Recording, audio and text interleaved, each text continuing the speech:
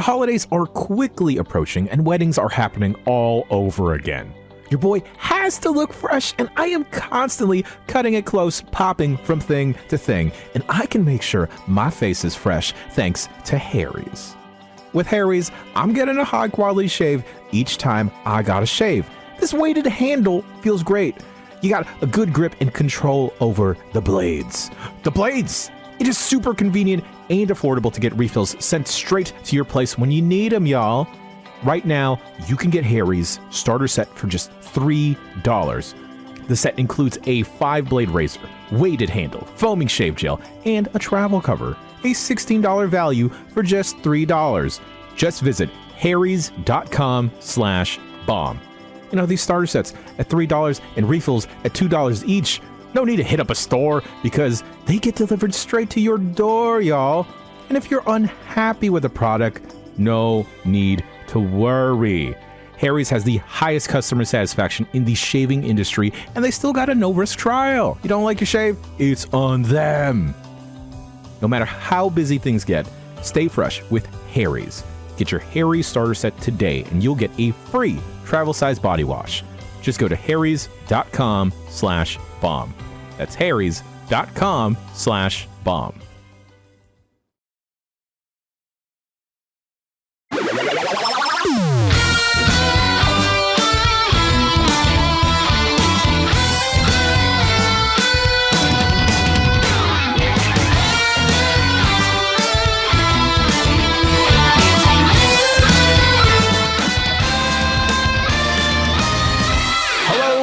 And welcome, everybody. It is Tuesday, October the 18th, 2022. Welcome to another episode of the Giant Bombcast, episode 760. I'm your host this week, Jan Ochoa, co-captain of the ship, as always, navigating the treacherous sea that is the news, Jeff Grubb. Howdy do. Howdy do to you too. You got a fun hat on. Yeah, I can tell my company loves me because they sent me a hat. A snapback is my love language. That's right. That's right. King of all love languages, including touch, taste, smell, and the soul. Jeff Bakalar. Oh, I didn't know I could do all those things. That's right, ladies and gentlemen. If you want the quickest way to Jeff Grubb's heart, you just get my man a snapback. Give me a do snapback. Whatever you want. He's like jelly in your hands. That's it. I'll put my hair in the correct position to put a hat on top of it, which means a little bit poking out the back there. A little bun there. Yeah, a little bun just poking out the back. Nice. It's got to be at like it's got to be kind of like at 6 o'clock instead of 3 o'clock. We also got our little bun of horror and delight, Jess O'Brien. I'm a bow bun with mystery meat inside. And cinnamon. I don't have a hat yet, but I've asked them for a hat, so I'm waiting with bated breath for my swag from the new company. It should be exciting. And last but certainly not least, special guest this week, everybody. You can find him at Twitter at Godfrey, because God has finally been freed. Dany Peña, everybody. Hello. This is actually my first time being on the podcast, so thank you for the opportunity. Oh yeah. Love to have you here, sir. Dany, there's been some unfortunate news across the internet as the weeks progress, and unfortunately, you were afflicted by some of these updates and everything, specifically at G4. I wanted to give you, homie, the platform. Just talk about like all the hard work, all the amazing things that the team accomplished, and if you want to shout out anyone on the team in particular and spread some love that way, by all means, sir, the floor is yours. Yeah, for those that don't know, I used to work at G4 TV. I was part of the XPlay team, the Games Editorial Lead. I was there. Actually, this week my 1 year anniversary was gonna be this week, actually. So No. Yeah, just a couple of days, just a couple of days. No. But so what I used to do was work with a lot of companies who bring them to the studio, do like a lot of interviews, tours also, and getting permission from publishers for us to air their games on linear cable too. And then there was other stuff too. But So shout out to my whole XPlay team, Michael Leffler, Megan, Emily, Joe, Jake, everybody, Noah, and the rest of the team too from Attack of the Show, Arena, and everything else. So we just found out on Sunday. I actually was taking a nap after watching the Dolphins play, and football. I was watching it, and I woke up and my wife was like, "Dany, you should check Discord." I'm like, "Well, what's going on?" And we've been noticing that we've been having issues accessing, certain things from our accounts, and that's when I saw the tweet from Warrior64 about the announcement that G4 was shutting down, and we were heartbroken, man. We're so. I can't understand how this keeps happening. Not only, just layoffs like this, but like the manner in which people find out is from freaking Wario64 and not like anybody in the company. Like, I know. That's just so cruel. And I hate that it keeps happening. And I think there should be a freaking law or something that says this is not something you do to people, because it's just so outrageous to me. And I'm so sorry. Yeah. I mean, this has been my fourth layoff, actually. Because I used to work at Discovery Channel for a very long time, and I went through that too, that phase of getting laid off, and it's not easy. There's people that I know that used to work at G4 that this was like their first time experiencing this. So last night we got together, and everybody was just emotional last night, because we loved what we were doing with all our projects and everything. Like, there's stuff that I don't even know if the things are going to come out at all. I'm trying to get that video just to have it, because it was really cool, the stuff we were working on. And it just sucks, man. The sad part about all this is, we worked on a couple other projects, and I hit up the media to see if they could highlight, us as a network, or just a XPlay, the show. And there was a couple people from the industry that hit us up and gave us opportunity to highlight us and everything, right? But there was a lot in the games media that didn't say anything. And when they heard the first layoffs, actually a month ago, that's when everybody was hitting me up. And I feel like we got to stop highlighting the bad and try to see if we could also focus on the good, because it was very, very frustrating getting so many emails from all kinds of media asking me questions like, "Hey, can you comment about what's going on?" And I'm like, "No, I'm not going to comment. Like, that's nobody's business, man, And I know there's going to be people angry. They're going to start ranting and everything like that. But personally, for me, I want to highlight the good stuff that we've been doing through the past year, because, like, honestly, this was my favorite job I ever had in my life. Favorite job. The freedom that I had of like creating cool stuff with my team was something that I hope I could experience that again in the future, man, because it was so cool. Yeah. Hell yeah. I mean, like, it was always an uphill battle, and I feel like your team, Dany, fucking smashed it, regardless of what anyone else will say. Amazing job across the board. And honestly, it's always the team that winds up that is unseen in the media that often don't get the shine. And shouts out to you, Dany, and your team across the board, because, man, I've been there too, and it absolutely sucks. And now the impossible pivot of, I guess, talking about video games. Oh, Jesus Christ. There's the music there. Yeah.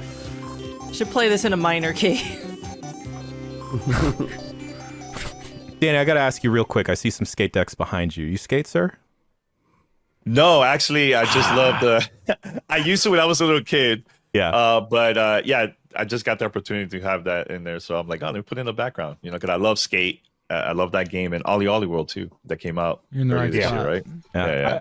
I was half thinking, should we get like a little skate jam and games media going, and then we can all, like, with our delicate ankles and knees, like, break them all as we try to flip. I'm all down. Yeah. There we just got to get the ambulance there to be there preemptively. Yeah. We'll just have a medical team on staff with some juice boxes and some ice. Who's going to sponsor the ambulance? It has to be sponsored by somebody. I could feel good about that. Yeah.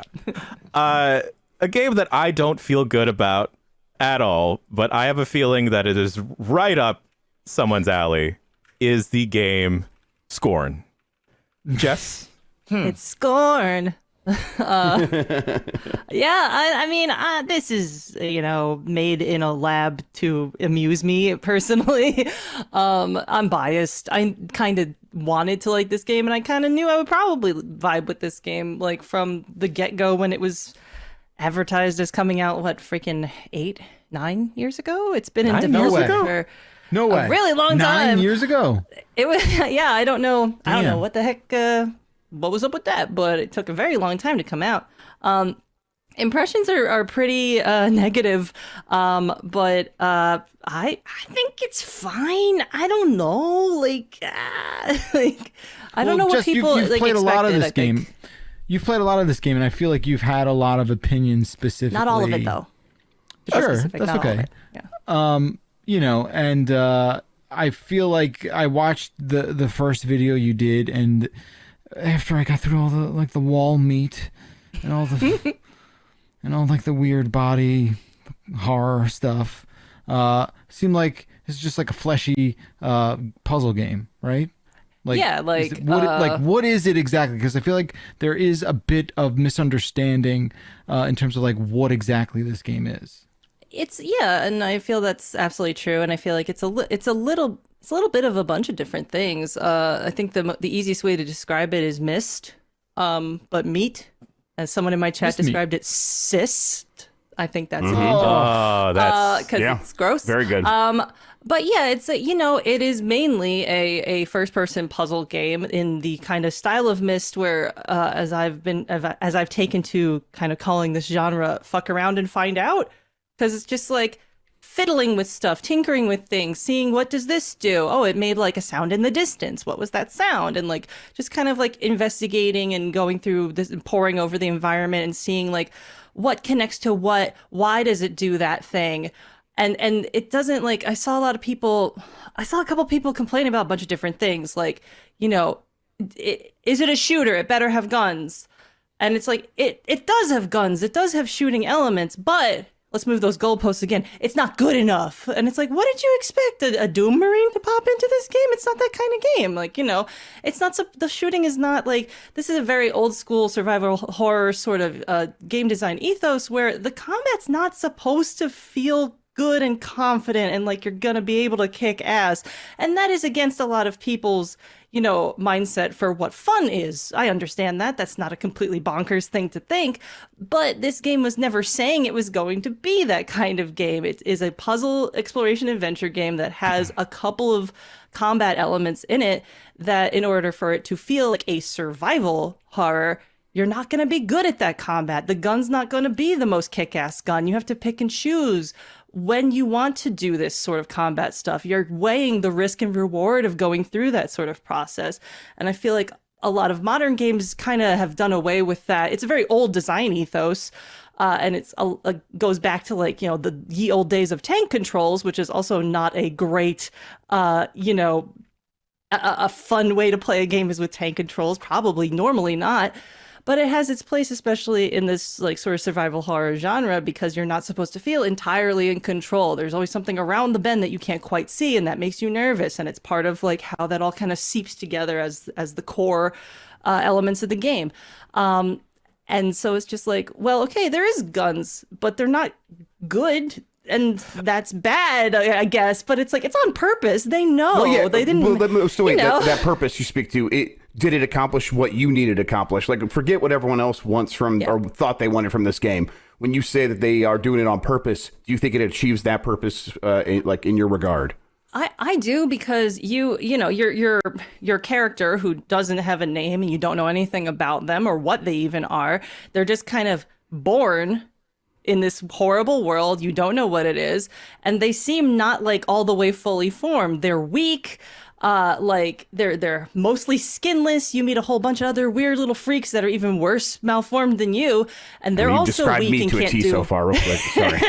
Gamers should relate to this protagonist. But But like, you know, like this is part of who the character is. Like he just got legs. Like, you know, like is he supposed to be able to jump? Like he just got here. Like, you know, you're like a baby giraffe that just plopped out. Like, you know, give it a minute to be able to walk. I have a question. How long is this game? Like, is this game short? I've heard different I've heard different like responses to how long the game is. I've heard 6 hours, I've heard 10 hours, and I've heard just it's too short. My response to that is I straight up don't think survival horror games or most horror games should be longer than like 6 hours, because then it's not scary anymore. You get used to the damn thing. Sure. You're totally acclimated to it by that point. The longer it is, the less scary it is. There's a couple of rare exceptions to this. I hear Alien Isolation is still pretty scary, but I heard a lot of people saying like, man, it's still pretty long. A lot of people got worn out on that. Yeah. Yeah. So like there is like an overstaying of your welcome point that happens very quickly with survival horror. And you can't just like slap the expected like $60, 60 hours sort of weird ethos onto this genre, in my opinion, because it's like, would you really enjoy that? How long have you spent with SCORN, Jess, outside of the unfinished that got published a couple of weeks ago? So like the thing is that I've played the intro of SCORN, let me think, 4 times now for different purposes, and it's because like I wanted to see like, oh, can I, like there's this horrible little creature you run into that I've called Scorny Jr. Can you save Scorny Jr.? Save I use in a very liberal sort of sense, like, you know, definition wise. You can kind of, but I haven't actually played past like the 3-hour point or so, just because I've done this first part a couple times to be like, you know, just because I was curious and I needed to know about Scorny Jr. And like I've gotten up to the combat part. I understand what people are saying about like, wow, it's too hard. And also a valid criticism is, I wish there were quick saves you could do, manual saves. Sometimes if you get killed, it'll send you back further than you really want to go, and you'll have to do a couple things over. But I personally haven't had to deal with that really that much. Like I died once, I got sent back a little bit, and I was like, that seemed too hard. What am I doing wrong? And I was like, maybe I can heal. There's probably a way to heal, right? And I was like, oh, I don't know how to heal. So I paused the game, I looked at the control pad, and it said, this button is to heal. I was like, oh, okay, cool. And I wonder how many people are going through this game not knowing you can heal, because the game does not tell you can heal. It doesn't explain anything, the game, right? It doesn't. Like, yeah. It's fuck around and find out. Like, find out, you know? Is SCORN a Dany game, Dany? At first, yes. Now, no. Okay. Because I thought it was going to be like a horror game. And I know we also got called for review, and we started playing it, and I noticed there was like a lot of puzzles. There was no story, nothing, and I just never got into it after that, you know. So, but I was going to ask you, Jess, for like the puzzles, is it very difficult or not difficult? The ones that you finish in the game. I wish there was like a difficulty level choice. Like there's no easy, medium, hard, and I think like they should have that, like just for kindness sake. You know, some people don't want to do hard puzzles. Some people don't want to do the combat and stuff like that. Like I think there should be an option for people to customize that.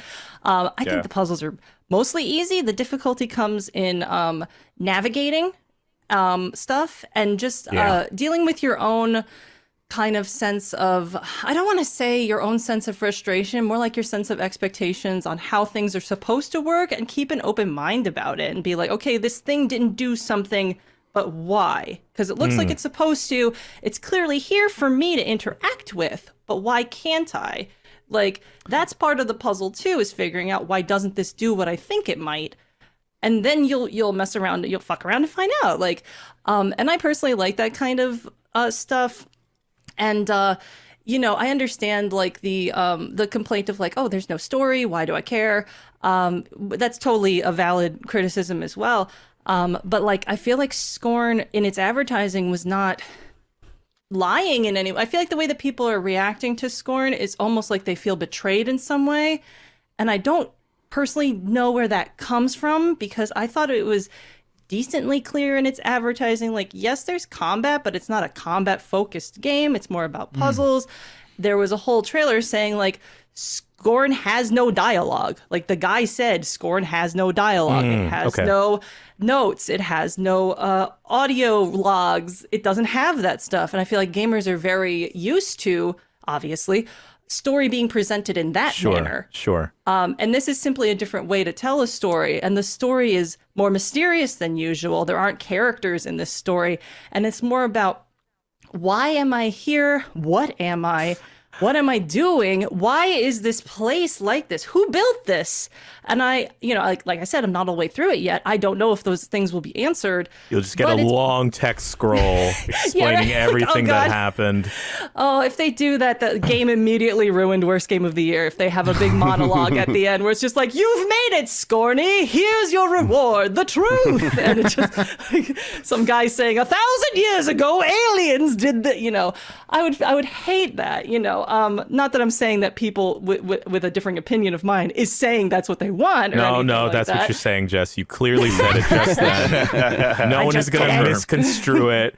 Not at all. My 2 cents on the game is that I appreciate how far technology has come, and like I think it's great the level of graphical fidelity that we've been able to achieve, not only in video games, but in CG movies. And after playing an hour or so SCORN, I immediately regret that decision. I want us to go completely back to 2D sprites. No more 3D anything. It's too much. We abused it. It should be taken away from us. I could not stomach it. I'm not fucking around. Like, this game should have been called. This game should have been called. Bleh. Like, it should have been called that. Yeah. I love it. I feel like my eyeballs have been assaulted. And then, like, I just felt increasingly uncomfortable playing through the whole thing. And then I started thinking, what if this was in VR? It's even worse. Right? But people might compare this. I mean, this is similar to Doom. Yeah. So what is the difference? Like, it's like the wall orifices. It's veiny, dude. It's veiny in a way that I was not. I think, like, Doom makes you feel safe. You have guns, mad guns. You don't You're have the Demon time Slayer. to. Like, you're going to destroy everything in front of you. Yeah. You don't have time to appreciate the gore all over the walls because you're causing most of the gore on the walls. Like, you did that. That's your canvas of blood. I did stop playing Half-Life Alyx at the gross sewer levels that were like covered in pus and stuff like that because it was too realistic. And so, yeah, I think this game in VR would be way worse. And no, thank you. I completely, I say this loud and proud. This game ain't for everybody. It just ain't, Yeah, but I appreciate and I respect that they knew it wasn't for everybody and they did it anyway. And it feels pretty uncompromised in that way. So kudos where it's deserved. They wanted to make a gross-ass Giger / Beksinski game. They did it. These are all words. Yes. how much is this game though? Sorry, I was going to mention Philistine, please. I'm a Philistine, not a Cretan. I'm sorry, what was that, Danny? No, the question is the price for this game. Is this like a $60 game, $40 game? It is. It's on Game Pass, right? It's on Game Pass. And it is $40. It's on sale right now. Okay. All right. See, but $40 is not that bad. No. For what it is. No. I don't think so. It's not that bad. If it's your thing, like people like Jess exist. Like that. That's it's cool that she gets a game for her. Like $40 there are for dozens of us. Amazing. They make dozens of so us. many Space Marine shooters for me. It is awesome that she gets a game for her. Like this is something we should be celebrating. I love the mixed reviews that it was getting. Like that was like, oh, I think we got here. I think we reached a point where a game can come out and there is not just a wide variety of games available. There's a wide variety of players, not just playing games, but now talking about games. And it's this is one of the best examples of this so far. Absolutely. It rules that people could play a game, don't not like it, and the next person could pick it up, be like, actually, this is my jam. So I'm here for it. It creates a debate. I love that this is uncompromised. There was no focus group saying like, we gotta cut back on the gross stuff. Definitely no focus group with SCORN. There's too many dicks in the back end of the game. Oh no. It should have come with latex gloves, this game. Just It's nasty. It's nasty. Like I'm the freak that wants that like inside doll of the little flesh homunculus that is made of real doll flesh. You guys can attest. I've been asking day one since I was hired, where is that? Because there was a mailbag where Brad unboxed the flesh homunculus, and I was like, do we still have that? Does it have a loving home? Because I can't help but notice that this is exactly... Okay. That the blob of flesh and human limbs at the end of that game is like a Pokemon compared to freaking whatever the fuck like little Scorny in that death chamber is. Oh my god, you're talking about two different kinds of things there. I feel like Scorn is for people who loved picking their scabs. And not in a negative way. Love pimple popping feeling videos. called out right now. People way to put me on blast as a big scab picker. That's it. Speaking about things that are for certain people, Jeff Grubb, you've been playing PGA Tour 2K3. I misread this at first, and pivot. Wait, is this 2003? Yes. Or 2K23. I didn't put the 2 there. 23. Man, I was like, well, we're going back in time. It's a throwback. Yeah, we're going back in time. No, I played the new one. Golf, everyone knows, is the scab picking of sports, and I've been in. I just booted up this morning. I woke up. Some people say Scorn is boring, but here we are with a golf game. Exactly. Have you seen the drama with golf, Jess? Instead of like the holes in the walls, it's on the floor, and there's like 18 of them. Whoa! It uses up a lot of water resources. It may be unethical, but hey, I'm playing the video game version. I enjoy golf in the way that I enjoy just watching any sport come across ESPN2 or whatever. And the video game sport though is always like clicked with me. I like the Mario golf games. I like even as a kid I liked Lynx on IBM 486 or whatever. Dude, Tiger Woods, those first couple of games, those are great, man. On like original Xbox and stuff. I remember hitting like the black and white controller to put the spin on it. There's just something very primal about man has club, hits ball, goes in the hole. Like it's just and this game does a good job of capturing that part of it, and then it has all of the who knows if it's the right word, the accoutrement that goes along with it of the amuse bouche, golf clap, the amuse bouche, yes, the et cetera of the TV production on top of stuff, and the actual PGA Tour events without actually having. I don't think they have the Masters or any of those things because that's all in the EA game that's coming out in a little bit. But I don't really feel that stuff missing because I'm just kind of there like, oh, I'll actually start on the division below PGA Tour and just kind of play through here. I just want to play through some holes, and it's a really satisfying golf game, and they do a really good job with the presentation, which I think is kind of the one way you could set yourself apart when you're making a sports game is, does this feel like a TV production or does this feel like, you're going a little bit more arcadey? And it's going towards that TV production. It's really, pleasant and satisfying. And then you get a double bogey and you get really frustrated and you want to throw your controller, and that's golf. That's golf. I'm gonna I don't know how much I'll ever stick with one of these games through an entire tour season or anything like that, but I did just install it on my Steam Deck, and I'm like, oh, this is going to be a good portable game, I think, to play when I have a few minutes here and there, get a few holes in, and then put it aside. Like, I'm like, yeah, that's a good way to interact with this game. But so far, I've been enjoying it. I think the series has really had this interesting arc where it started as just an independent team doing a golf game. That was like, hey, we're going to do a real big live golf game. And 2K stepped in, took them over and said, hey, we'll put all of our extra stuff on top of that. You just make a really good golf game. And it's really worked out. And it forced EA, I think, to be like, hey, we need to get back into space. It's continuing to grow. We shouldn't ignore it. And now we're going to get two big golf games, PGA Tour and the Masters, I think is what the other one, the EA Sports Masters golf game here pretty soon. And I'm into it. I think they're doing a pretty good job with this. Nice. I played this one last year. I got offered a code for it, and the online I was trying to play with friends of mine, and the online was a disaster. It just wasn't wasn't laid out really well. Have you played online? I've not, but I want to. It's the kind of thing where I'm like, I have some friends I think who would be interested in playing this with me, and I will report back because I think that's another key aspect of these kinds of games where if it is pleasant to play by yourself, well, it should be even better. Like, hey, let's every Saturday morning, let's get up and play a few play around or whatever, hang out, and that could be like our chat room while we're playing a video game. And if there's any hurdles to that, it really can spoil things fast. So I'll look into it. I'll see if maybe I get a game or two going and see how it goes.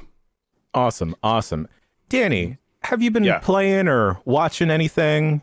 I know it's a game segment, but like open air, if you've been anything catching your eye that you've been watching, whatever you've been consuming, sir. Yeah, I've been playing a lot of Marvel Rabbids. And, yeah, there's other games. I don't know if I'm allowed to say that I've been playing, but for review. But yeah, Marvel Rabbids, because I love the first one.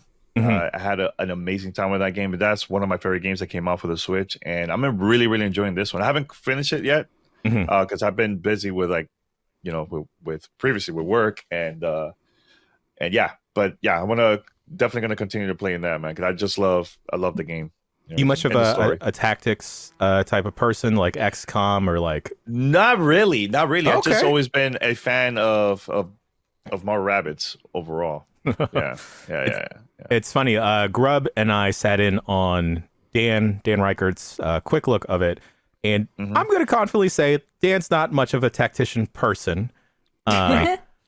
But and he was kind of lukewarm, not to put words in his mouth, but he was a little lukewarm on the game initially, and then as he progressed through, he kept unlocking some stuff, some of the different mechanics. He got really, really into it.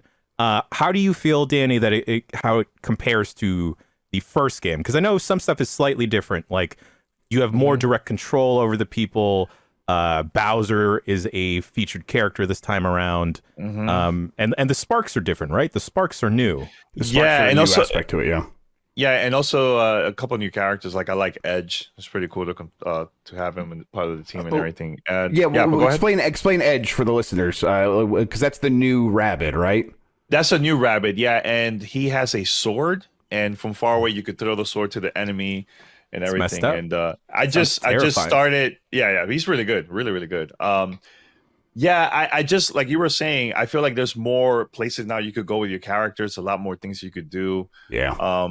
And I haven't done a lot of the side quests though. Have you guys been doing that at all with the side quests? I literally just got my code. I just checked my email and saw I just got my code. I did it late, so I'm gonna be playing this for myself. I watched Dan play. I don't know. Jan, have you been touching it at all? Yeah, I fired it up just a little bit, so I haven't gotten the opportunity to check out the side missions yet. Dan did pop into one where we rescued some toads, and it was like get to point A to point B type of mission. And there was one where it was like all bombs, and he did a couple of he did like one turn and got all the bombs to blow up in one turn, and it was like, oh, this is really quick, and it's still strategic because he just used a couple of moves like synergies together. I think the one example that I can remember is Bowser, I think, had the ability to like use a magnet to bring everyone in, or a disco ball. A disco ball, exactly. As Bowser does. As Bowser does, disco balls do. They brought everyone in to the middle of the dance floor, and then he like rained fire down and blew up all the bombs all at once, and it was this massive like one turn move. And I'm like, oh, this that's clever. And it breaks up the pacing. It's not every level is a 10 to 20 minute tactician festival. Yes. There's smaller examples of that, and I'm like, oh, that can break up the pacing and be very good, I think. Dan, go ahead, please. No, you, sir. No, I was going to say that I heard that this game is way longer than the previous one, too. So I don't know if that's true or not, because I haven't gotten that far, but that's exciting to hear. Yeah, I don't mind hanging out with the Rabbids. An interesting point, Grub, that you brought up is that perhaps the Mario and Rabbids games, maybe they don't need Mario. And perhaps if they use like a different IP. And I just want to go around the board real quick of okay, take the Mario and Rabbids games, right? It's still going to be tactics, but then the Rabbids are hanging out with a different popular IP. And what do you think would work out? Obviously, Disney works, right? Have Mickey, Goofy, and all of them doing their thing. But Grub, do you have? Okay, Jess, please. I'm going to suggest the nexus of annoying Minions. Minions plus Rabbids? Ooh, that's a good one. That's a really good one, yes. They're the same thing. They're just gonna look at each other and be like, "Huh?" It'll be like I think that we'll Spider-Man find out how meme. different they really are. But That is the Frasier of team. gaming compilations, because Frasier and Niles are the same thing, but their annoyance with each other is what makes it work. And I think you can do that with the Minions and the Rabbids. Okay. Backlar, you got one? No, the minion thing upset me too much. I can't. That's a really good one too. Minions. I'm but- here on out this of that. podcast to upset people with Can't SCORN pull and that out. minions. My answer is the cast of Friends. I think that you could have like Joey being like the bruiser, and Ross can like call in dinosaurs, and Rachel would be a sniper, obviously. Can I be any more tactical? yeah, right. Yeah. Sarcasm bomb, yeah. If that's Hey, what we're why not doing, MCU? Get the MCU in there, right? yeah, right. Yeah. Exactly. Yeah. Yeah. Oh A my little god. mix. Like a If that's what we're hulked out doing- rabbit as well. Yeah. Oh my god. That, Backlar? now I'm back in actually. You're in. Let's just, if we're doing TV shows, let's just do the entire cast of Harvey Birdman, Attorney at Law, and just have That'd be good, all too. those. I like that. C-Lab all those 2021, cats. yeah. Yeah, that'd be all right. You know, I don't want to think about like a She-Hulk rabbit, because then I think I'm strangely into it, and I can't. Yeah, oh no. I can't go down this path. I can't go down this What do you path. mean strangely into it? Why do you say it like that?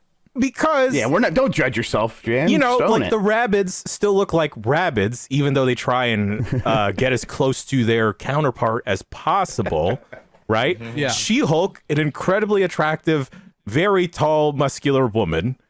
And then I just don't want to just put not them happening. together. I just don't Yeah. want to put that together. Yeah. I hope this If- exists on the internet. If Disney Dreamlight Valley had a She-Hulk Don't do this to me. level, Yeah. Let's what would happen Jan, let's go do another quick one. Let's physically leer at to it. your Yeah. body? Oh my god. The whole quick look would just be like a 30-minute exhale. Yeah. yeah. The other You know day- what? Go ahead. Go ahead. My bad. No, my go bad. ahead, Danny.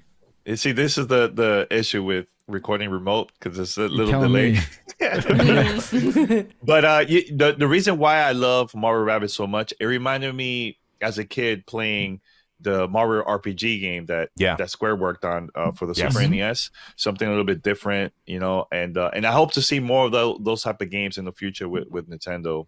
Just experiment, they do something different, you know. So just wanted to say that real quick. But Yeah, a couple of folks wound up linking the story that was circulating a couple weeks ago, but apparently there was a scrapped Legend of Zelda Tactics game that was on the board. And the possibility of that, I'm not the biggest Zelda fan out there, but like the possibility of that, chef's kiss. I'm down. I'm all in. About Retro Studios. I mean, they've done it with Muso stuff, so like that's not crazy. Stop with the Muso train. Wait. I forget. I remember what I was going to say. Okay. All The right. other day. All right. The other All right. day, All right. I caught Here we go. my Build it up. son watching a Rabbids cartoon on Netflix. Yeah. And I saw it from, looking upstairs, downstairs. He was watching, and I was just like, hey, pause that. Just pause that real quick.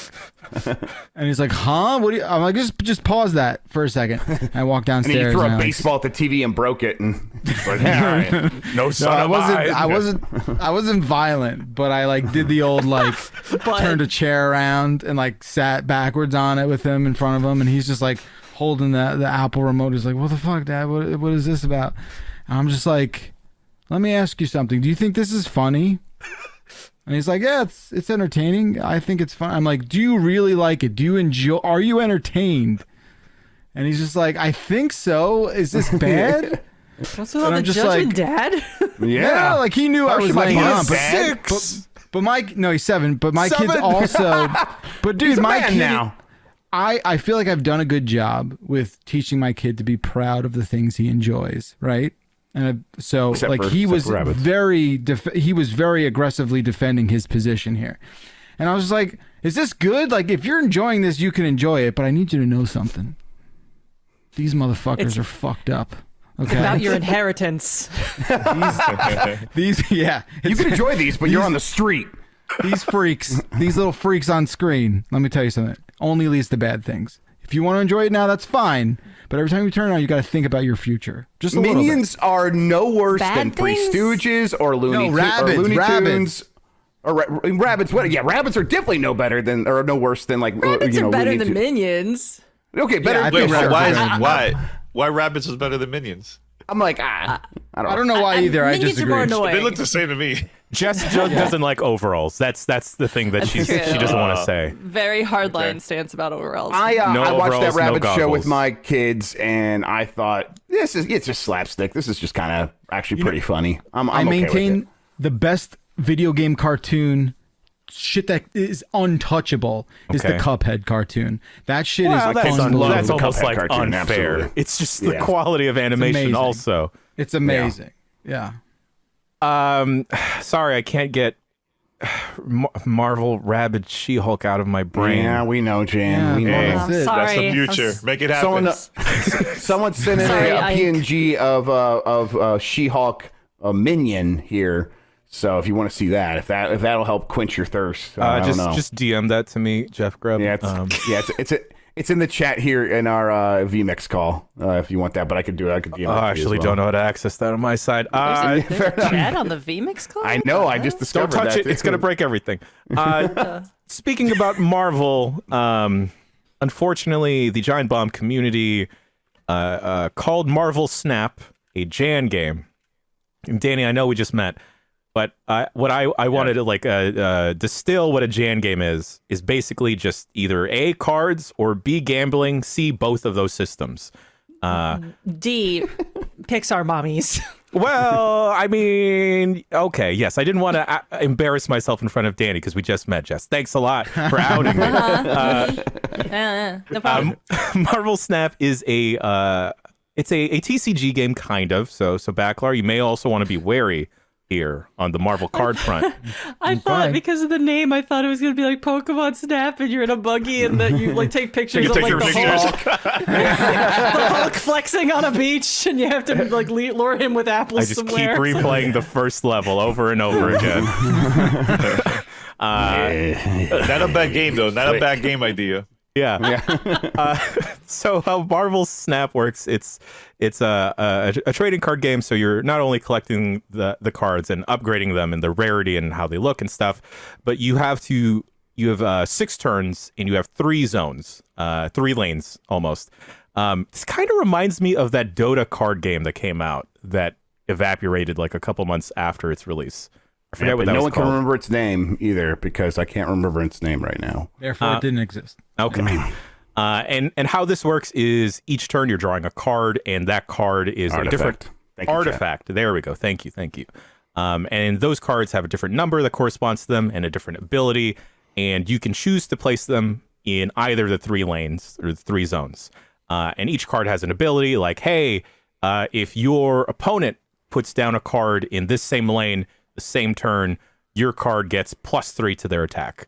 And in each zone, depending on which cards you put in or how many cards you put in, it'll just add that number, and the numbers just go higher.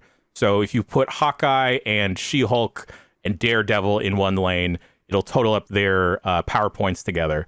And at the end of the 6 turns, you'll just calculate whoever has the highest in those zones. Whoever has the most zones at the end of the 6 turns wins.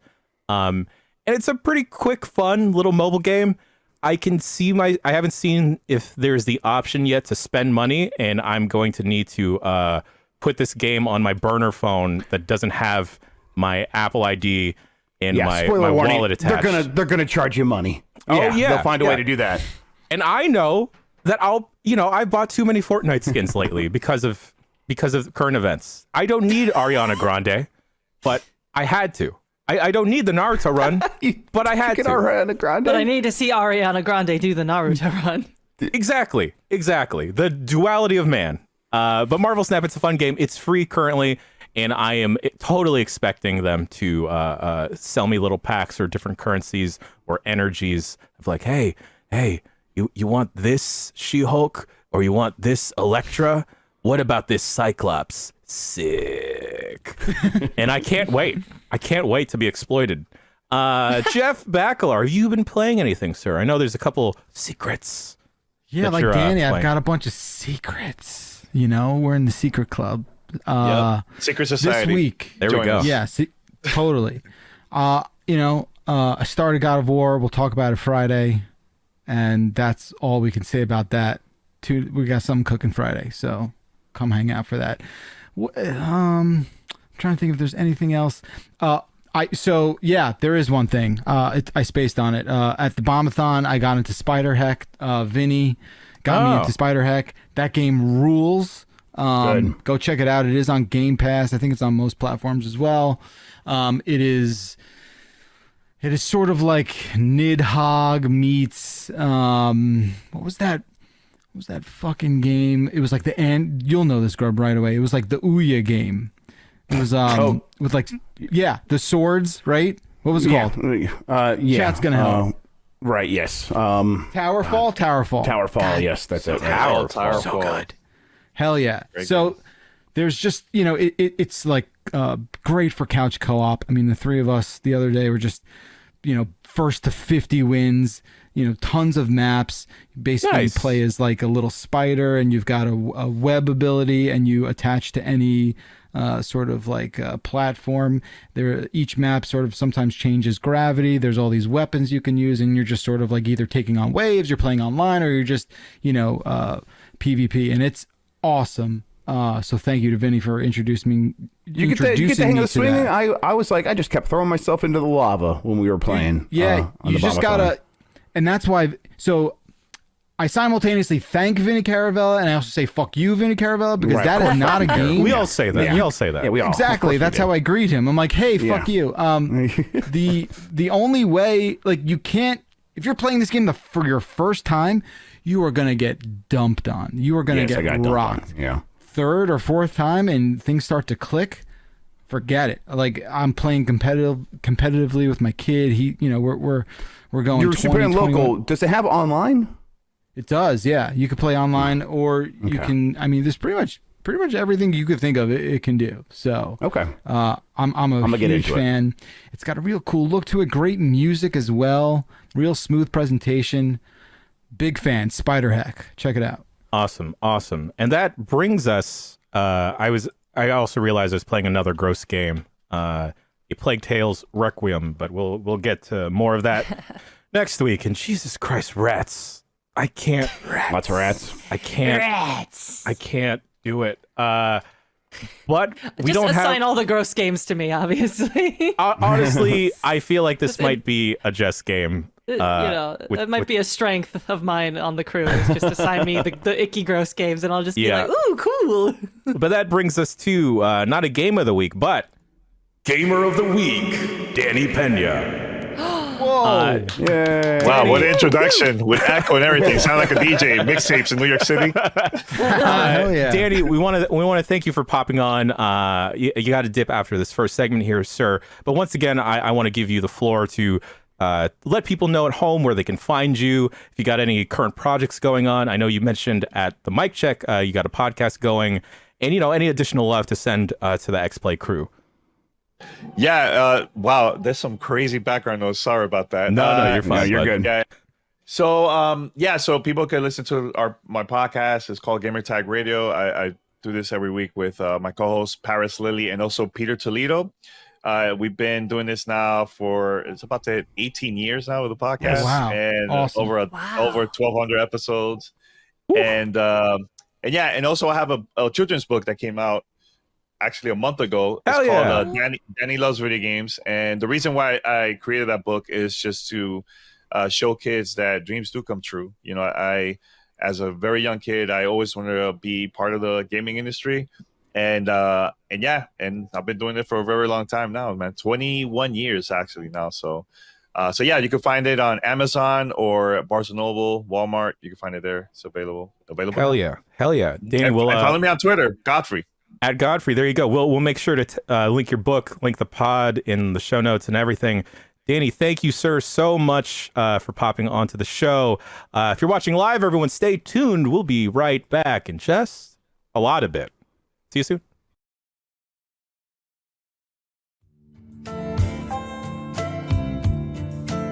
Now, a word from our sponsor, BetterHelp. With the days getting shorter and the holidays approaching, sometimes your boy can't help but get a little too lost in some of the problems that pop up. But seeing a therapist can help you identify and address problems of all shapes and sizes. Listen, y'all, I think that everyone can benefit from trying therapy. I felt better even from just getting some of these feelings off of my chest to someone else outside of my friends and my family. And hey, a therapist can help you unload all of the stress that you've been keeping on you in your chest. Get it out, friend. BetterHelp is a great option if you've considered giving therapy a try.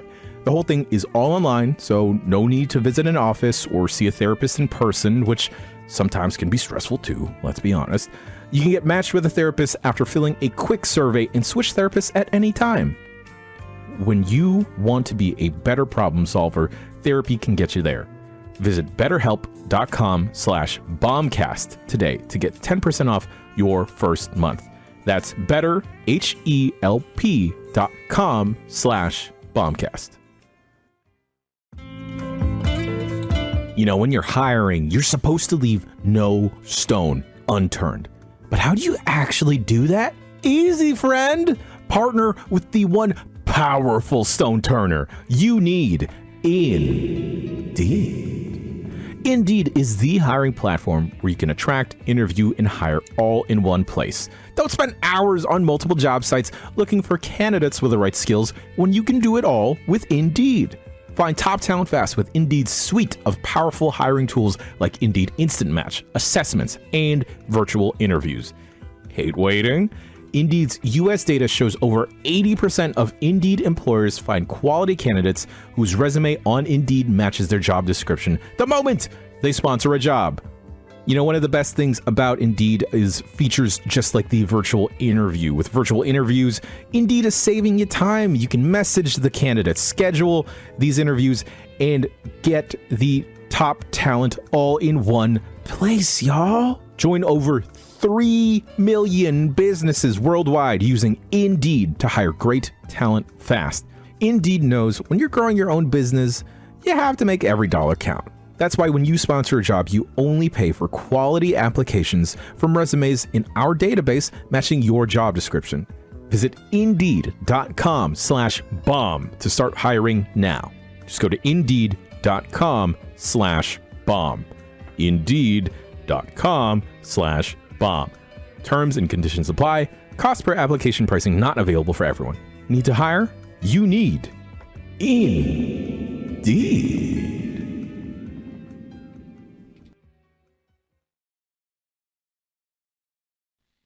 Welcome back, everybody, to the Giant Bombcast. Special thanks again to our guest in the first segment, Dany Peña.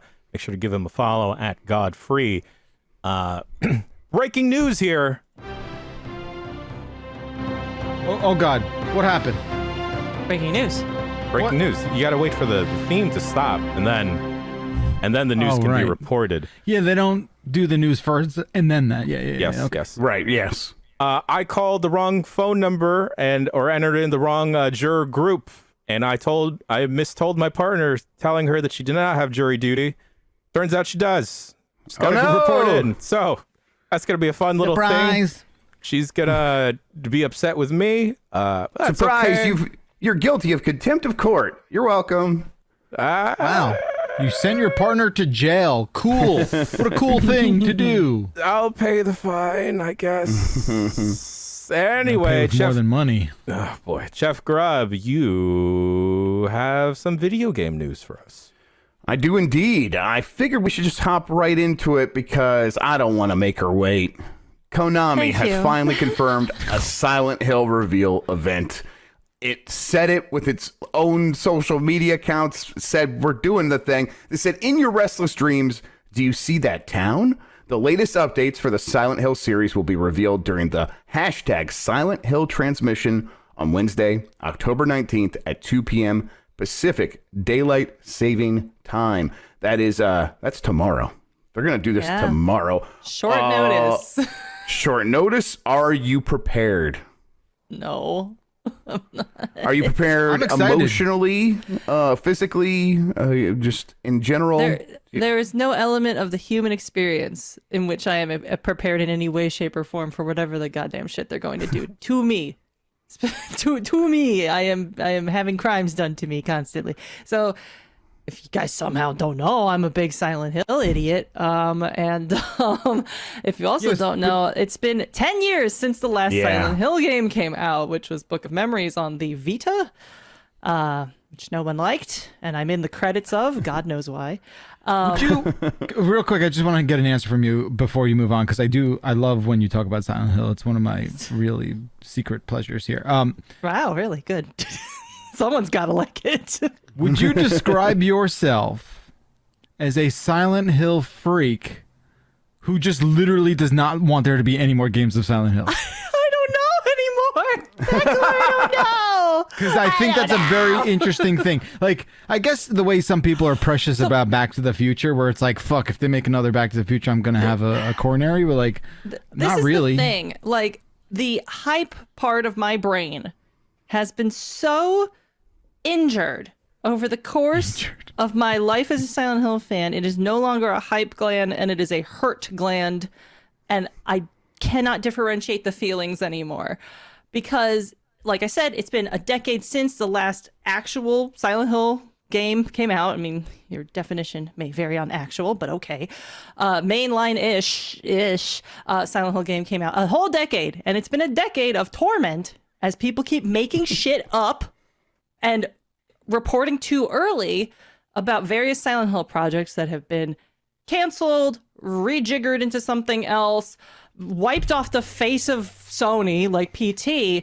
And it's just like, at this point in being a quote-unquote fan of this thing, I cannot believe it's real until I physically am playing it myself on a console and I see the fucking credits roll, because the thing they did to Silent Hill fans, Konami, with PT hurt us on such a deep fucked up level to give us this thing, this amazing teaser thing that's super mysterious. Oh my God, everyone's so intrigued by it.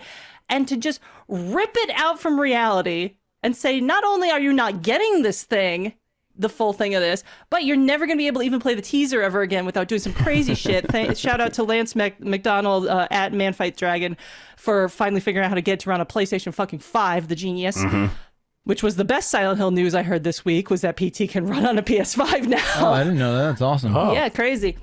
But like, it's just I sound insane. I am insane. Yep. To have these feelings for this long dead, then resurrected, and then never mind, no, we're not doing it, and then maybe we are, though, franchise. It's just so much drama over so much of my life. It hurts. Yeah. Shattered past for sure. Shattered memories. Yeah.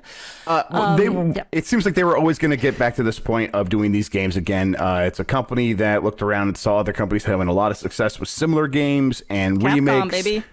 Capcom specifically with the Resident Evil games. Evil has been sitting pretty for over a decade.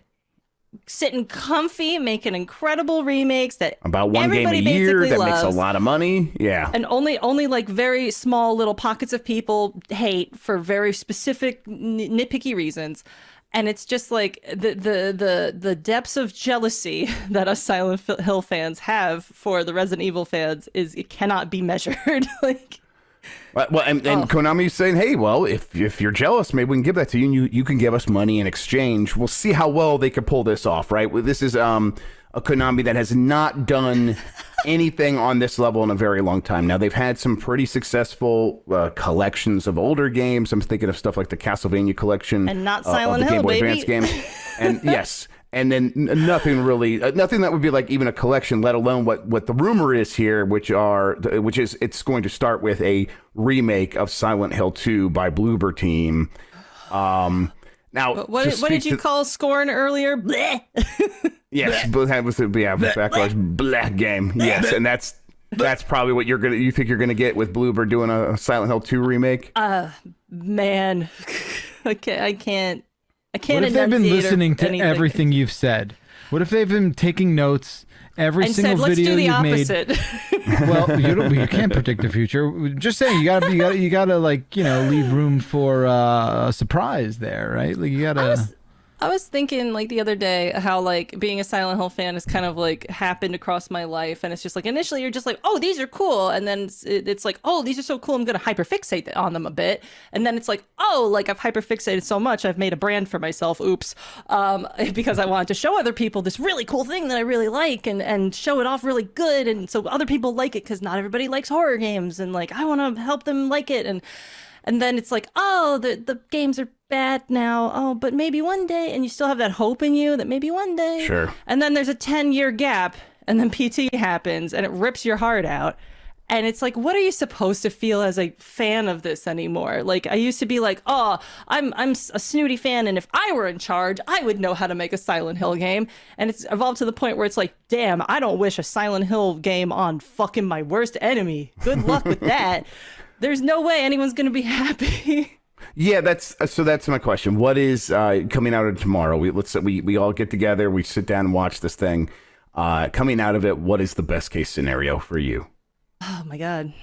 I don't know. Whoever wins, we lose. And also just like the overhanging looming threat that at any point Konami could just decide to not do it at any point in time. Sure. Fuck the consequences is just harrowing that you could just do that to something. And that has just changed how I interact with games I'm excited for. I'm just like, well, if it's real, that'd be nice. But I don't know. So the rumor is that yes, apparently, hopefully not, Bloober Team, famous for Layers of Fear and what was the other garbage they made? The Medium. And stuff like that. They Medium might was be in bad. charge. I'm with you there. Yeah. The Medium was bad in a lot of ways. I'm not going to get into it here. But they might be the people doing the remake of Silent Hill 2. Another interesting tweak here is that breaking news, this just in, just on Twitter, somebody got content ID'd on Twitter for streaming something related to Silent Hill, and it was copyright claimed by Konami as Silent Hill 2 Part 1. No. Yeah. It sounds like it's going to be this Bloober Team project. It's just going to be broken up into multiple parts. No. What's wild is how does that trigger? Because obviously, Music is probably going to be the same or something like that. Or who knows? I mean, huge fuck up by Konami for tagging that automatically, obviously. But also huge fuck up to split Silent Hill 2 into more than one part. Because like I said earlier, I guess that was foreshadowing earlier in the Bombcast, horror games should not be longer than like 6 to 8 hours or something. I think that's a very specific opinion of, like it could be anything. Come on, why can't it be longer? Because it's not fun. Because horror games are normally not traditionally fun. Yeah. I love them. Capital F fun. I love them. Fun. Yeah, loving them. Like Fuck me up for 48 hours. Resident Village Fuck me up for 48 hours. Yeah, You could play Scorn for 2. Yeah. Look, correct. But that was just because the whole game was bleh. But like Silent Hill 2, like it's put on a pedestal for many, many reasons. I try to be cognizant of when I'm putting it way too high on a pedestal. Oops, I hit my elbow. I'm sorry, audio listeners. But it's a nice, tight 8-hour story and experience, and it does not need to be longer. It does not need to be bisected because the pacing is pretty damn good.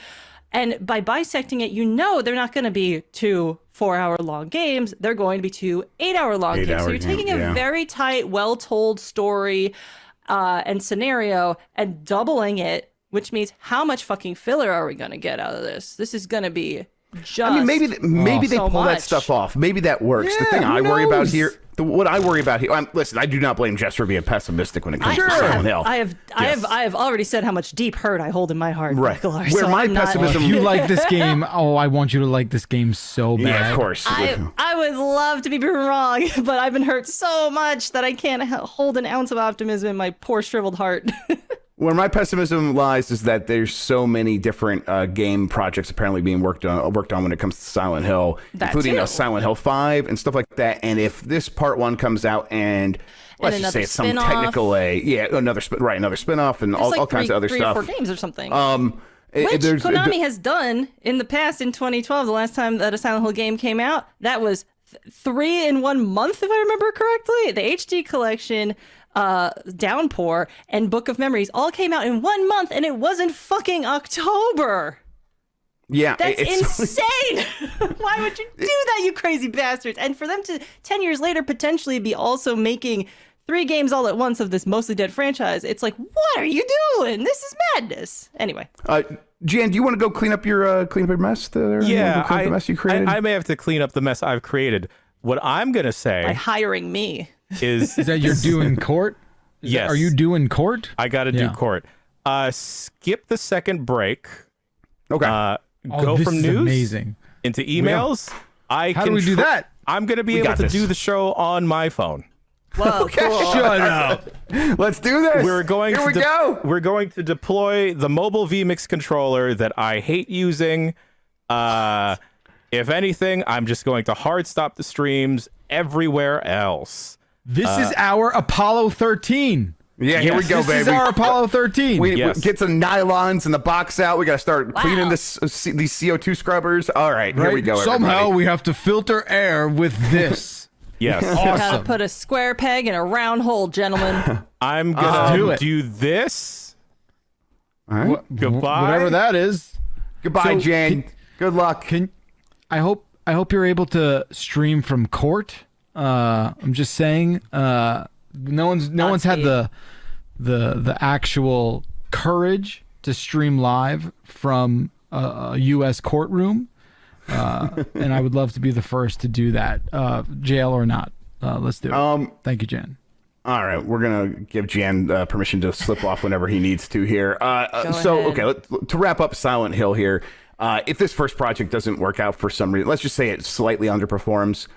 To me, that makes it feel like all those other games could just easily get the axe, and we could be right back here in 2 years talking about whatever happened to all those Silent Hill games that were supposed to come out, and especially like the announcement timing for this. Not that gaming is pretty resistant to wider market conditions, but it's not immune. And so we're going, there's all this time we're about to go into a recession of one type or another, one stripe or another. And, if like support studio costs, or there are fewer support studios because they start closing down because a bunch of other companies, began cutting back their spending on that stuff. Maybe Konami looks around like there's no support studios anymore for us to work with. Maybe we'll just make one of these games or we'll take longer. There's a lot of reasons this stuff can go sideways. And a Silent Hill a remake to Part 1 I actually can't think of anything more indicative of where this series or the way Konami treats this series than a Part 1 that never actually gets a Part 2. Like that would track. Go right to Part 2. Absolutely. That would track. Absolutely. I'm scared and concerned. And I just want to say to everyone listening, I'm sorry I'm like this. I'm so sorry.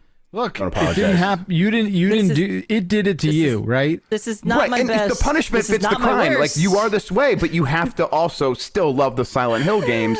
So it's punishment enough. You've caught me at my blurst. And another thing I want to say, because I talked about SCORN earlier, I'm talking about Silent Hill. I just want to say I've also been playing Pikmin 2. Duality of Man. Yeah. I play more than just the fucked up, really niche horror games. I swear to God. Did you ever play Pikmin 3 Deluxe? No, so I played. I was huge into Pikmin 1 as a kid. It was like one of my first GameCube games. Absolutely adored it. And I just never got around. Yeah, I was like 13 or something. Yeah, crazy, huh? Sorry. But I just never got around to playing the sequels. Even though, like, I heard pretty decent things about it, and it was just like, last week I was just like, why the fuck am I not playing Pikmin 2 right now? And now I'm playing Pikmin 2. It rules. I love it. It does rule. Pikmin 3 Deluxe, even better. It's real hard. joy. Yeah, it's great. And we got a Pikmin 4 coming. All right. Let's keep the news going. Listen, we will be here tomorrow to react to Silent Hill one way or the other. Yes. We will have a camera fixated on Jess. All the emotions will be there. We Can't will wait. put those on display for all of you. Like it's I just picked the the way it has wrong to week be. to stop sniffing glue. And then the next day, we should get back together because there's a Resident Evil showcase that is coming on Thursday that'll be, primarily focused on Resident Evil 4 Remake, which we haven't seen much of, right? They've confirmed it's coming, but they haven't seen. Yeah. The timing is so funny because it got announced like really soon after the Silent Hill announcement, which just makes me imagine that like in Capcom's basement, there's like a break glass in case Konami does anything with Silent Hill. And it's just like, go, go, go. And it's like the reality is probably like they don't even think about Silent Hill, but like still, it's nice to imagine like that's what they were doing. This will begin at 3 p.m. Pacific time on Thursday. In addition to Resident Evil 4 remake, it will also show Resident Evil Village Gold Edition and quote unquote more, and that's according to the video promoting the stream. I mean, a Resident Evil 4 remake should be a massive, massive game. It should be like huge. Like it will probably, as long as all things work out for the development of that game, there's no major issues. Should be the most successful Resident Evil game ever, and that's saying something at this point because there's been a string of massive successes for that series. So yeah, they're hitting on all cylinders. Yeah. Yeah, they were like smart to wait a little while to reapproach Resident Evil 4, and they kind of like came back to these other remakes of the other games, built up a lot of goodwill with how they're able to handle that stuff, because Resident Evil 4 is held to a similar like godlike standard as Silent Hill 2. Not exactly the same, don't get me wrong, but people look up to that game like, wow, this is like the Resident Evil game, the best one they ever did, firing on all cylinders, like you said. But I think it made sense for them. They were clever about waiting a while to approach this one. And I'm excited for that one. They've maximized their pre-existing content in terms of profiting off it once again by remaking Resident Evil 1 and 2, then 3, now they're at 4. And the new ones. And going back and forth, right? Yeah, absolutely. And they create more interest. Each one creates more interest for the next one, and it's like, okay, they've cracked this code. The universe. Yeah. Slam dunk. I mean, yeah. And you know what? The majority of those games are fucking really good. They're good. Yeah, really well-made games. Absolutely. So we'll see how that goes. I should finish Resident Evil Village. I never did that. I was enjoying myself when I was playing that game. I think it's front-loaded more strongly, if that makes sense. Yeah. But it's definitely worth finishing. Absolutely. Microsoft has reportedly laid off around 1,000 employees, including some Xbox staff. These are layoffs across all departments. They are in no way seem targeted at one specific division in terms of like all 1,000 people, but it does include some Xbox staff. In particular, it's also been revealed that Studio Alpha, which was created as a serious gaming initiative to make cloud-based war game simulations for military and commercial customers, is among the departments being closed down entirely. All right, well, I guess, whatever. Some people have been at... That's how I'd say that. Yep. Yeah, all right. Okay. Shout out to everyone who lost a job. That's sad, but like, I don't know if I need my video game companies making stuff for the military anyhow. Some people who have been at the company for nearly a quarter of a century, though, were also laid off. People that hired in the 1990s and have been with Microsoft ever since were announcing on Twitter that they lost their jobs. We talk about the things that are indicative of a wider market trend or whatever, or people being uncertain about the future. This is just a sign of that. Hey, let's cut costs. It'll be easier to cut costs now than it will be in the middle of a recession. So let's just do it now so that we're more prepared for something like that when we are, when we are looking down the barrel of not making as much revenue for whatever reason. And chances are a big company like Microsoft, the way it goes for them usually is they lay off a bunch of people, and then they never actually end up losing all that much money. They just keep rolling along. Now, that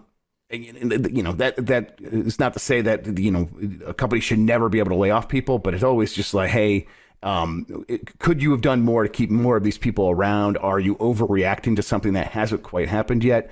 It feels like we might be a little bit in that phase, and that kind of is. I think it's obvious when you look at what's happening with game media, where all of these initiatives have been just shuttered because all these big companies are freaking out and be like, oh my God, we're not going to be able to afford this when the recession comes.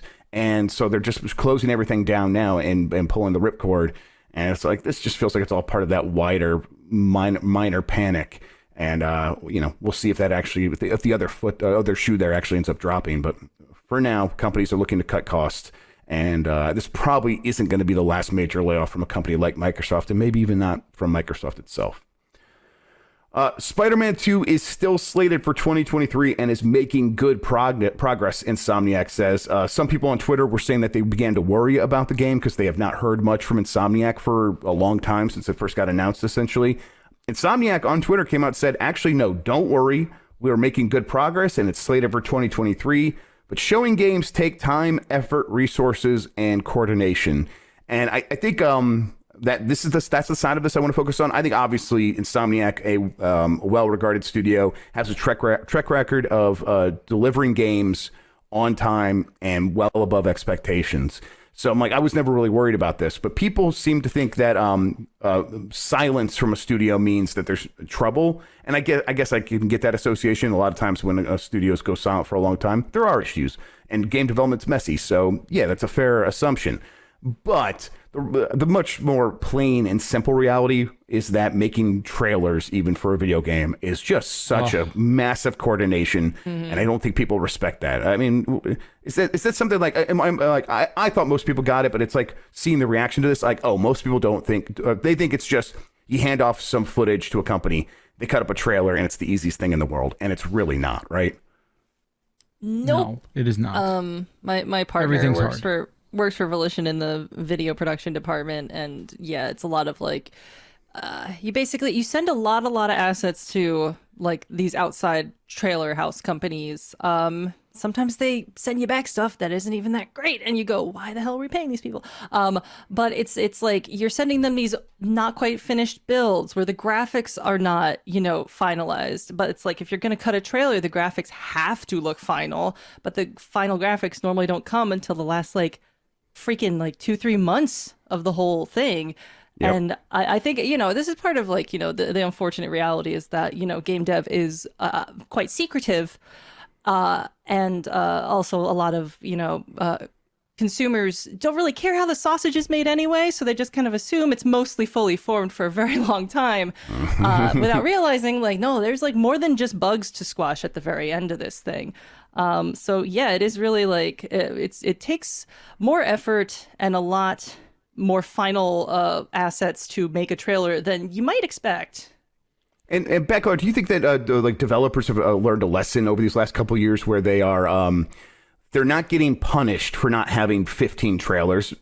Games are still selling really well, even if they get just 1 or 2 big trailers a couple months before release, right? So kind of why take efforts away from making the game to sell the game if the games are selling anyhow, right?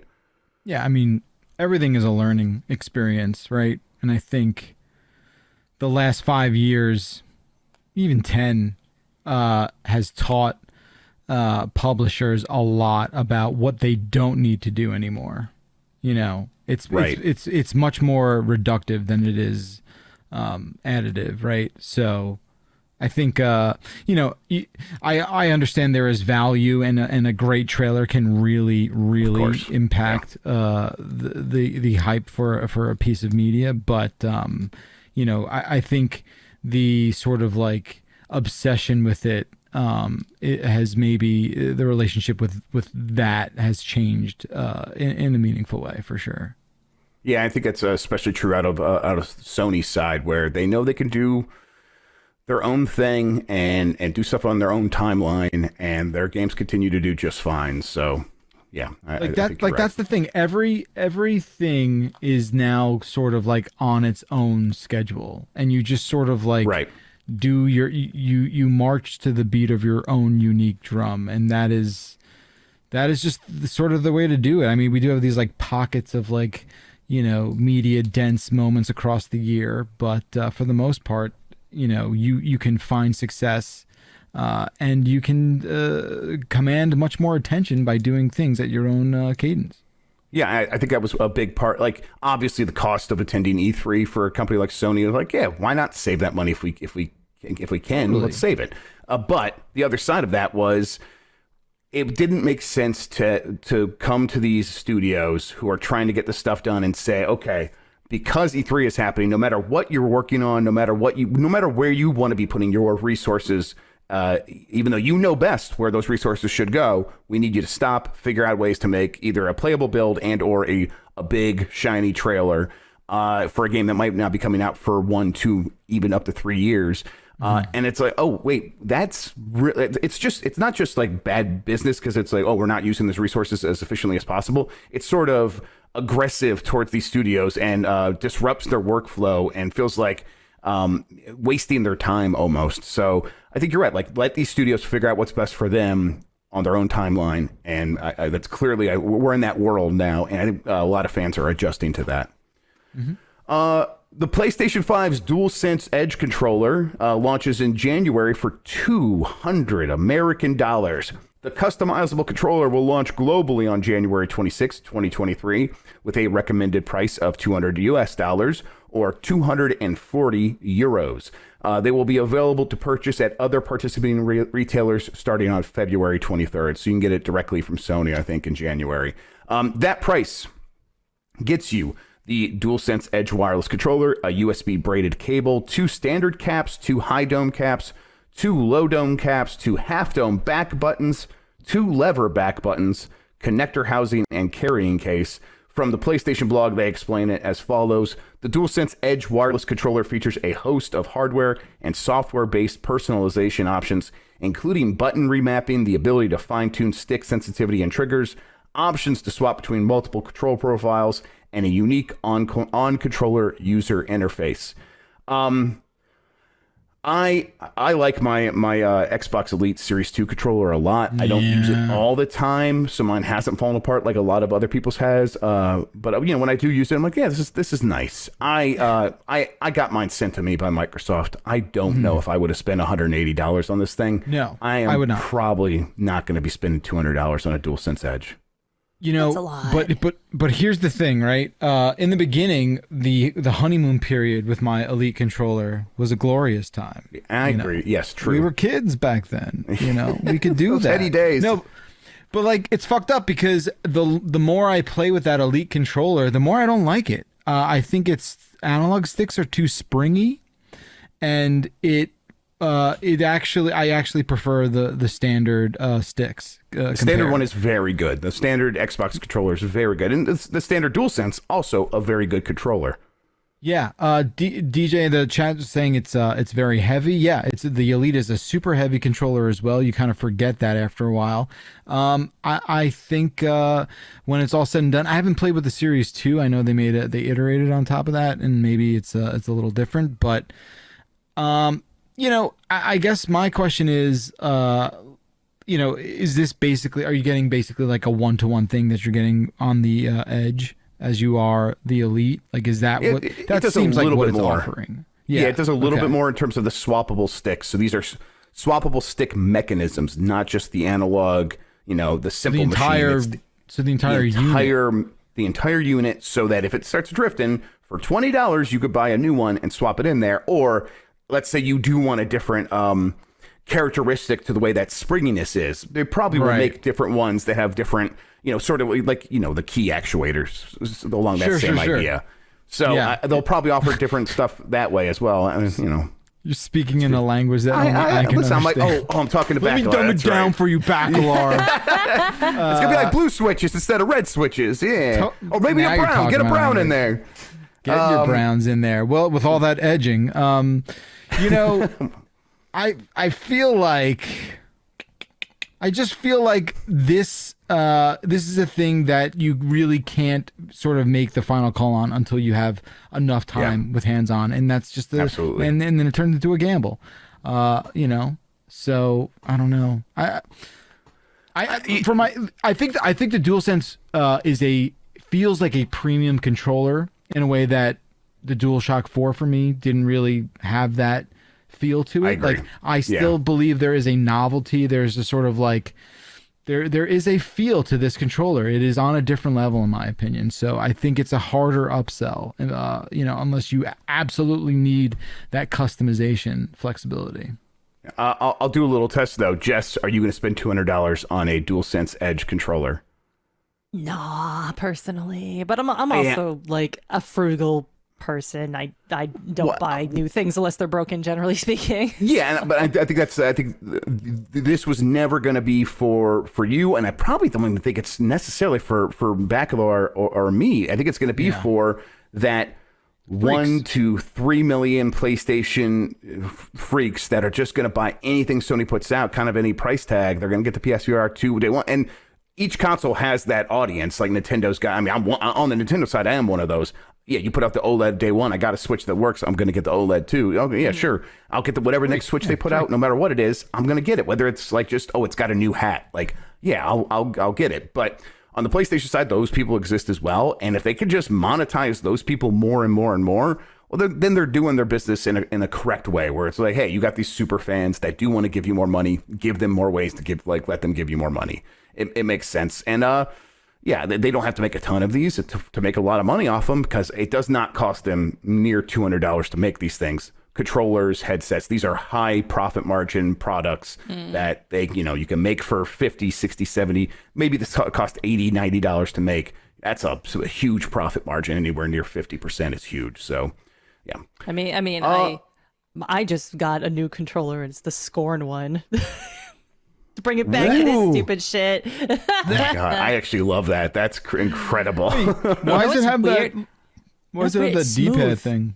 It's smooth. It's really smooth. It's like disconcertingly smooth on the back. But I don't know. It's cool. What's wrong with the D-pad? Why does it have that freaky D-pad?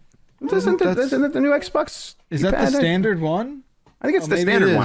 I love the D-pad on the new Xbox controller. I know some people don't like it, but I love it. It's nice. I guess I don't play fighting games, so maybe I can't judge it fairly. But hey, speaking of the Xbox controllers, the Xbox Elite Series 2 controllers are now available on the Xbox Design Lab website, so you can go and customize your own. These do start at $150, and that's for like the base model that doesn't come with all the extras. You can buy the extras separately, or let's say you already have an Xbox Elite Series 2 controller and you want to get a new one that is customized. You could just get the base one at $150 and put all that stuff you already have onto it. I like Design Lab. It's cool to customize controllers. Again, I'm not sure if I'm going to do it for a $150 controller, but every once in a while to do it as especially as a gift. I think they're good gifts. The standard one for like $80, $90. That's pretty cool. Yeah. But yeah, so that's available now. You can get it with all of the Elite components for a total of $210. So again, the pricing getting up there on these things. Mortal Kombat Onslaught is the new Mortal Kombat game. It is for mobile, and it's coming in 2023. It's developed by NetherRealm Studios, and it's set for release in 2023. They are billing it as a collection RPG game, which I think just means like, you collect your characters and you want to get 5-star characters, right? Is that what a collection RPG on mobile is? I don't know. I have no idea. Me neither. What is that? Why would we know this? I'll read what they have here. Onslaught will feature the first mobile exclusive cinematic story experience for the franchise, where players must build a team of fighters from a vast roster of characters and unleash them in massive real-time group battles that stop a dark and dangerous threat from wreaking havoc across the realms. So yeah, you're going to be getting your characters out of a gachapon machine, and they're going to be 3 stars, and maybe you could do something to make them 4 stars, and you're going to spend a lot of money to try to get a 5-star Liu Kang or whatever. Okay. This makes some sense. I wish that Mortal Kombat makes a lot of money from microtransactions. It's one of the best selling fighting game, not counting Super Smash Brothers Ultimate ever. So finding new ways to monetize that audience, sure, but I kind of wish we were getting a new Mortal Kombat game for console sooner rather than this in 2023. They have still not announced what their next console game is, but whatever. Make your money, NetherRealm. All right, then we have a series of basically just controversial stories. Let's get here. Jennifer Hale released a statement about the Bayonetta 3 voice acting controversy. So a quick recap here. Over the weekend, I was driving home and I saw Bayonetta 3, it was trending with like 160,000 tweets or something. I'm like, what's going on? That never happens with Bayonetta 3. Well, what happened is Helena Taylor, who was the voice actor for Bayonetta in 1, 2, Super Smash Brothers, a few other things, she put out a series of videos explaining why she did not return for 3. And according to her story, it was mostly because after negotiations and a couple rounds going back and forth, Platinum Games only offered her $4,000, which she considered to be an insulting amount for a character in a game that has made a decent amount of money. That led to her saying, "Hey, people should maybe boycott the game. I'm not, people are allowed to make their own choices, but if you care, maybe boycott it." A lot of people respond, at least on social media, responded to this, saying that's exactly what they were going to do. This led to a bunch more back and forth with Hideki Kamiya, who's a Platinum's vice president, first saying that wasn't true and then blocking thousands of people on Twitter, which got his account shut down for a little bit because Twitter thought his account was being like botted or something to behave in a way that wasn't normal. For him, that is normal, but whatever. The Jennifer Hale, who is the new voice actress for Bayonetta, kind of got caught in the crossfire there because Jennifer Hale is going to take it over. Helena Taylor said, "Hey, you're stealing the role from me," and Jennifer Hale was, "That's not exactly how I would put it." She put out her own statement saying, "As a longtime member of the voice acting community, I support every actor's right to be paid well and have advocated consistently for this for years. Anyone who knows me or has followed my career will know I have great respect for my peers and that I am an advocate for all members of the community. I'm under NDA and am not at liberty to speak regarding this situation. My reputation speaks for itself. I sincerely ask everyone to keep in mind that this game has been created by an entire team of hardworking, dedicated people, and I hope everyone will keep an open mind about what they've created." Now, this is not really, case closed on any of this. We hadn't heard the other side of the story except for maybe now. Just before we went live, Bloomberg, Jason Schreier put up a story saying Platinum Games attempted to rehire Helena Taylor as Bayonetta, paying between $3,000 to $4,000 per session, with a total of 5 sessions being planned. So that wasn't for the whole game. It was going to be about $4,000 over the course of 5 sessions. So, $20-ish thousand, maybe not quite that much. Taylor apparently asked for a 6-figure fee, and then was denied, and then plus residuals, was denied that, and then that led them going to Jennifer Hale. Taylor, for her part, is sticking to the original story, saying it was just $4,000 and that was it. So now we have a one side versus the other side saying two different things. I think either way, what's happening here is people probably aren't getting paid enough to be voice actors in games, and this just kind of shines a light on that. I think we've got like two very extreme ends of the story here. You've got Helena's, it's just like they were paying me peanuts, and you've got Platinum or whoever reported on this saying that she asked for a 6-figure sum plus residuals, which is also like pretty bonkers, especially considering that seemingly residuals and royalties are not very common, like practically unheard of, seemingly, so far as I know from my time researching this. And I don't know if it's changed recently. Someone mentioned that Freedom Planet, someone was an actor in both Zelda Breath of the Wild and Freedom Planet, and they ended up getting more money from Freedom Planet, a Sonic-like game that was on like the Vita, because they got residuals from that. And it was like, that was like a key point. But you're right, it's still pretty rare. Yeah, I'm under the impression that it does not happen often, residuals or royalties. So that's a pretty, both of those are pretty wild stories in total opposite directions. So I'm wondering like what the actual real story is, and it's probably somewhere in the middle there.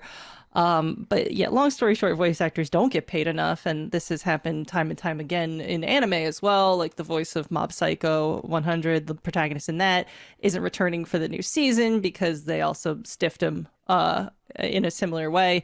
And a lot of these people are unionized already, but it just shows that it takes more than just unions to be paid fairly. Yes. But either way, it's a shame, and the drama is also a shame. So I don't know. We'll see how this shakes out in sales. I don't really know how serious gamers can be when it comes to boycotting something they were anticipating. It's a difficult thing to do. So I don't know. Yeah, in gaming, the boycott never really pans out. It is always the, and this is going to sound like an insulting way of putting it, and I really don't mean it that way, but it's the tantrum that actually is more effective. Gamers getting loud and making people uncomfortable and demanding better treatment for mostly themselves, but occasionally for the people who work on games. That stuff, that is the squeaky wheel getting the grease side of things, whereas the boycott is... it's a lonely thing, and you could like the evidence goes way back to that Modern Warfare 2 group on Steam, and it just named boycott Modern Warfare 2, and then on day one they're all playing it because it's very easy to say to your friends, I'm going to boycott it, and then just go sneak away and get. I mean, like, wait a minute, I get it. When it comes down to the end of the day, you just want to play the thing you want to play. It's hard, but getting loud is easy, and gamers are good at it. Yeah. And it also comes down again to the idea that like gamers generally speaking, big generalization here, don't normally care about how the sausage is made as long as they get the damn sausage. Yes. So like the process and the you know the workers' rights involved in getting these products made is not really on the top of people's priority lists. What matters is I get the game I want. And you know, that's not to say that there's not people that have their hearts in the right place for this or anything like that, of course. But you know, it is difficult to boycott things in general. Like if you like it, if you're used to it, if you're anticipating it, it's like, what does my teeny tiny voice matter? And that's just a struggle in general in this messed up world we live in.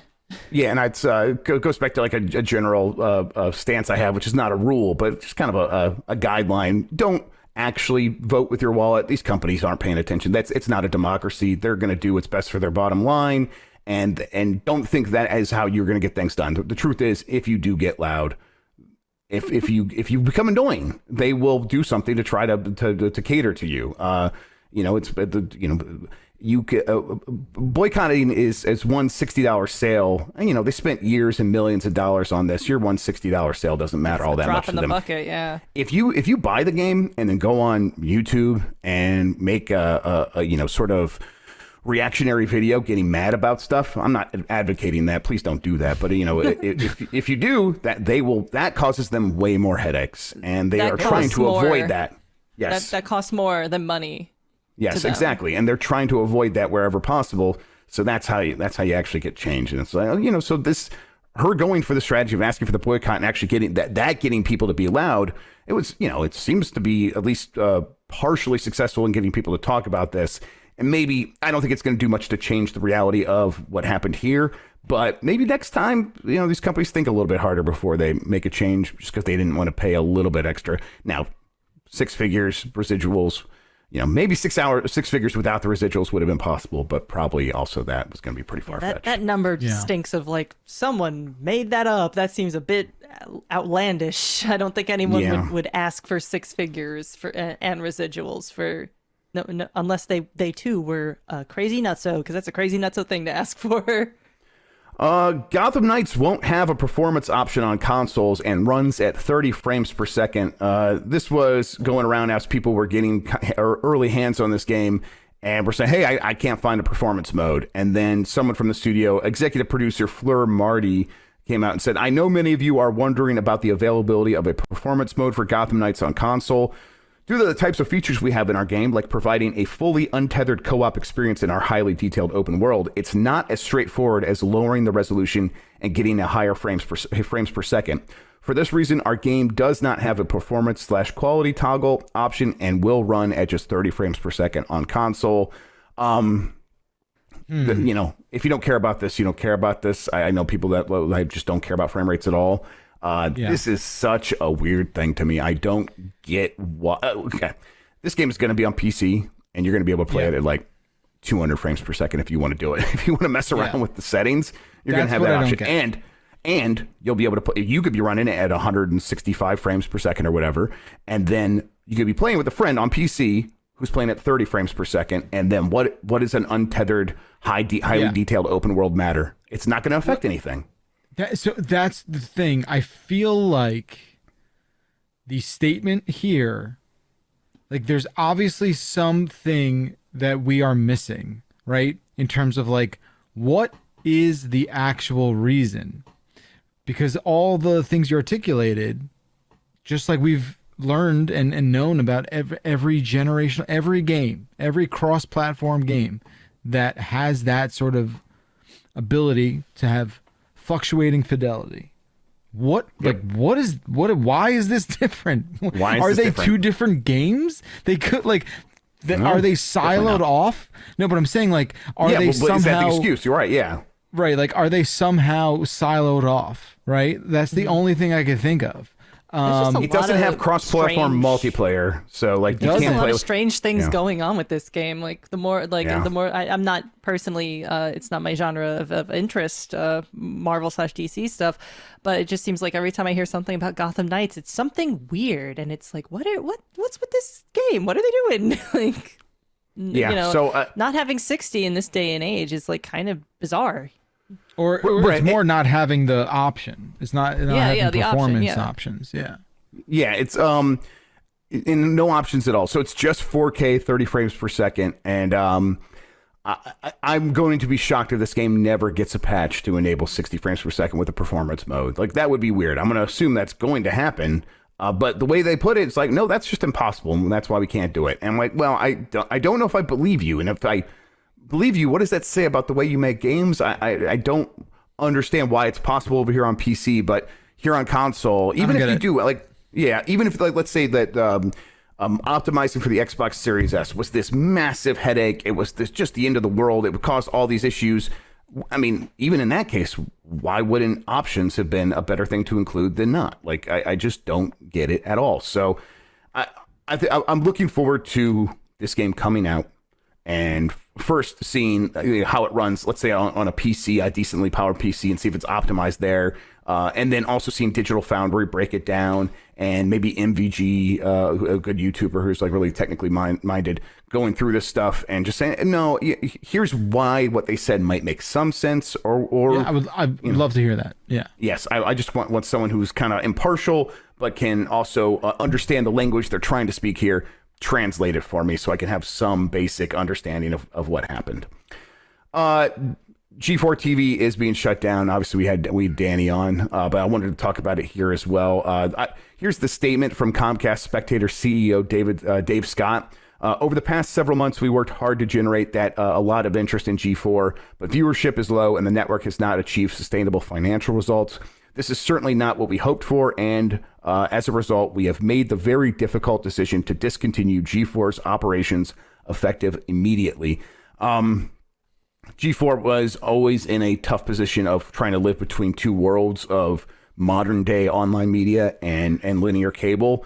I think they did an admirable job of doing that. I just think the issue was never with Dany and his team. It was always from what the people above them thought it was going to be and what it could never really be, which is just a traditional linear cable channel. It was never going to be able to work on that side of things. And the way that they structured the business there, it's like, if you were to start G4 today, you probably could make something that could work. What they did was hire a ton of people way beyond Dany had nothing to do with. It was just all these people were trying to run a cable channel and all of the overhead that you have there. And that was, it apparently was some number like 200 people. I bet, that's 200 people, a lot of them in LA. Those are expensive wages and benefits. That adds up very quickly. You need a lot of money. And now they were on cable. Like, you could get this as part of I had YouTube TV. I saw G4 on there. So they were getting some carriage fees. And that was paid. Some people reached out to me when we talked about this on Game S Mornings and said, that's the reason a lot of these channels still operate the way they do, even though the eyeballs on the advertisements is definitely dwindling. Those carriage fees help spackle over those cracks a little bit. Sure. But starting a new channel that doesn't have that momentum of those carriage fees, I bet that was always going to be an uphill battle. And here we are. It's just a shame that the really talented people that were putting on a lot of those shows had to get sort of thrown around by these corporations that don't fully understand the spaces that they're operating in, right? Yeah, it was kind of a wacky plan. You know, just a little wacky. Yep.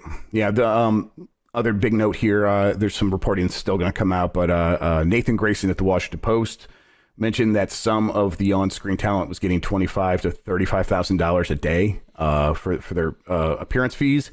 And that number, I find that number very shocking to me. When I mentioned it, I remember Jan in chat was like, "That's TV, baby." I'm like, right. Yeah. This is they were thinking of it as a TV channel. I'm assuming that's what they were throwing the Will Neffs of the world and the Austin show people. Probably Xavier right? Woods. I'm trying to think, yeah. That's I'm trying to think the people who would. The cadence of the shows it was kind of difficult to kind of nail down, but you assume because at some point it kind of pivoted into that. When I would see that G4 live on Twitch, it would, and when I would see it had serious numbers, I'd be like, oh, Austin's doing a game show or something like that. But I don't know. That's a lot of money. I can't wrap my mind around showing up for a day and getting paid as much as some people make in a year. Yes. I can't just Yep. shoot me out of a cannon into the fucking sun. I can't understand that. That's how much I made when I first started really doing this job. So Yes. a year. Yeah. Yeah. Obviously. Yeah. Good Lord. But it's like get paid if you're one of those people who can have your agent go in there. Part of me is like, part of me is like, hell, get paid. But another part of me is like, holy shit, like that's like an unethical amount of money to make in one day. Like that's just me. Right. Yeah, but it's, at a certain point, their agents are just doing their jobs, getting them paid as much as possible. And it was up to, again, it just speaks to the structure never being able to really work for this, because Twitch did. Like, how's that sustainable? Right. Like, they did good numbers on Twitch, or the G4 TV Twitch channel. It was getting, on the low end, it was about 1,500 concurrents. And then I remember a lot of times for many weeks, like I would check in, it was always at like 4,000 people watching on Twitch. You can make a successful business if you structure everything above that correctly. If you can go attract 4,000 eyeballs concurrently, regularly, that is easily a successful business, but not with 200 people operating in a linear cable world. And not with a couple people earning $30,000 per appearance. That's just, there's no math that could make that make sense. I mean, 20 years ago on cable, it made sense. 20 years ago, yeah. Yes. Huh. And then let's see the final news story I have here. Nintendo and a former QA worker settled their labor dispute.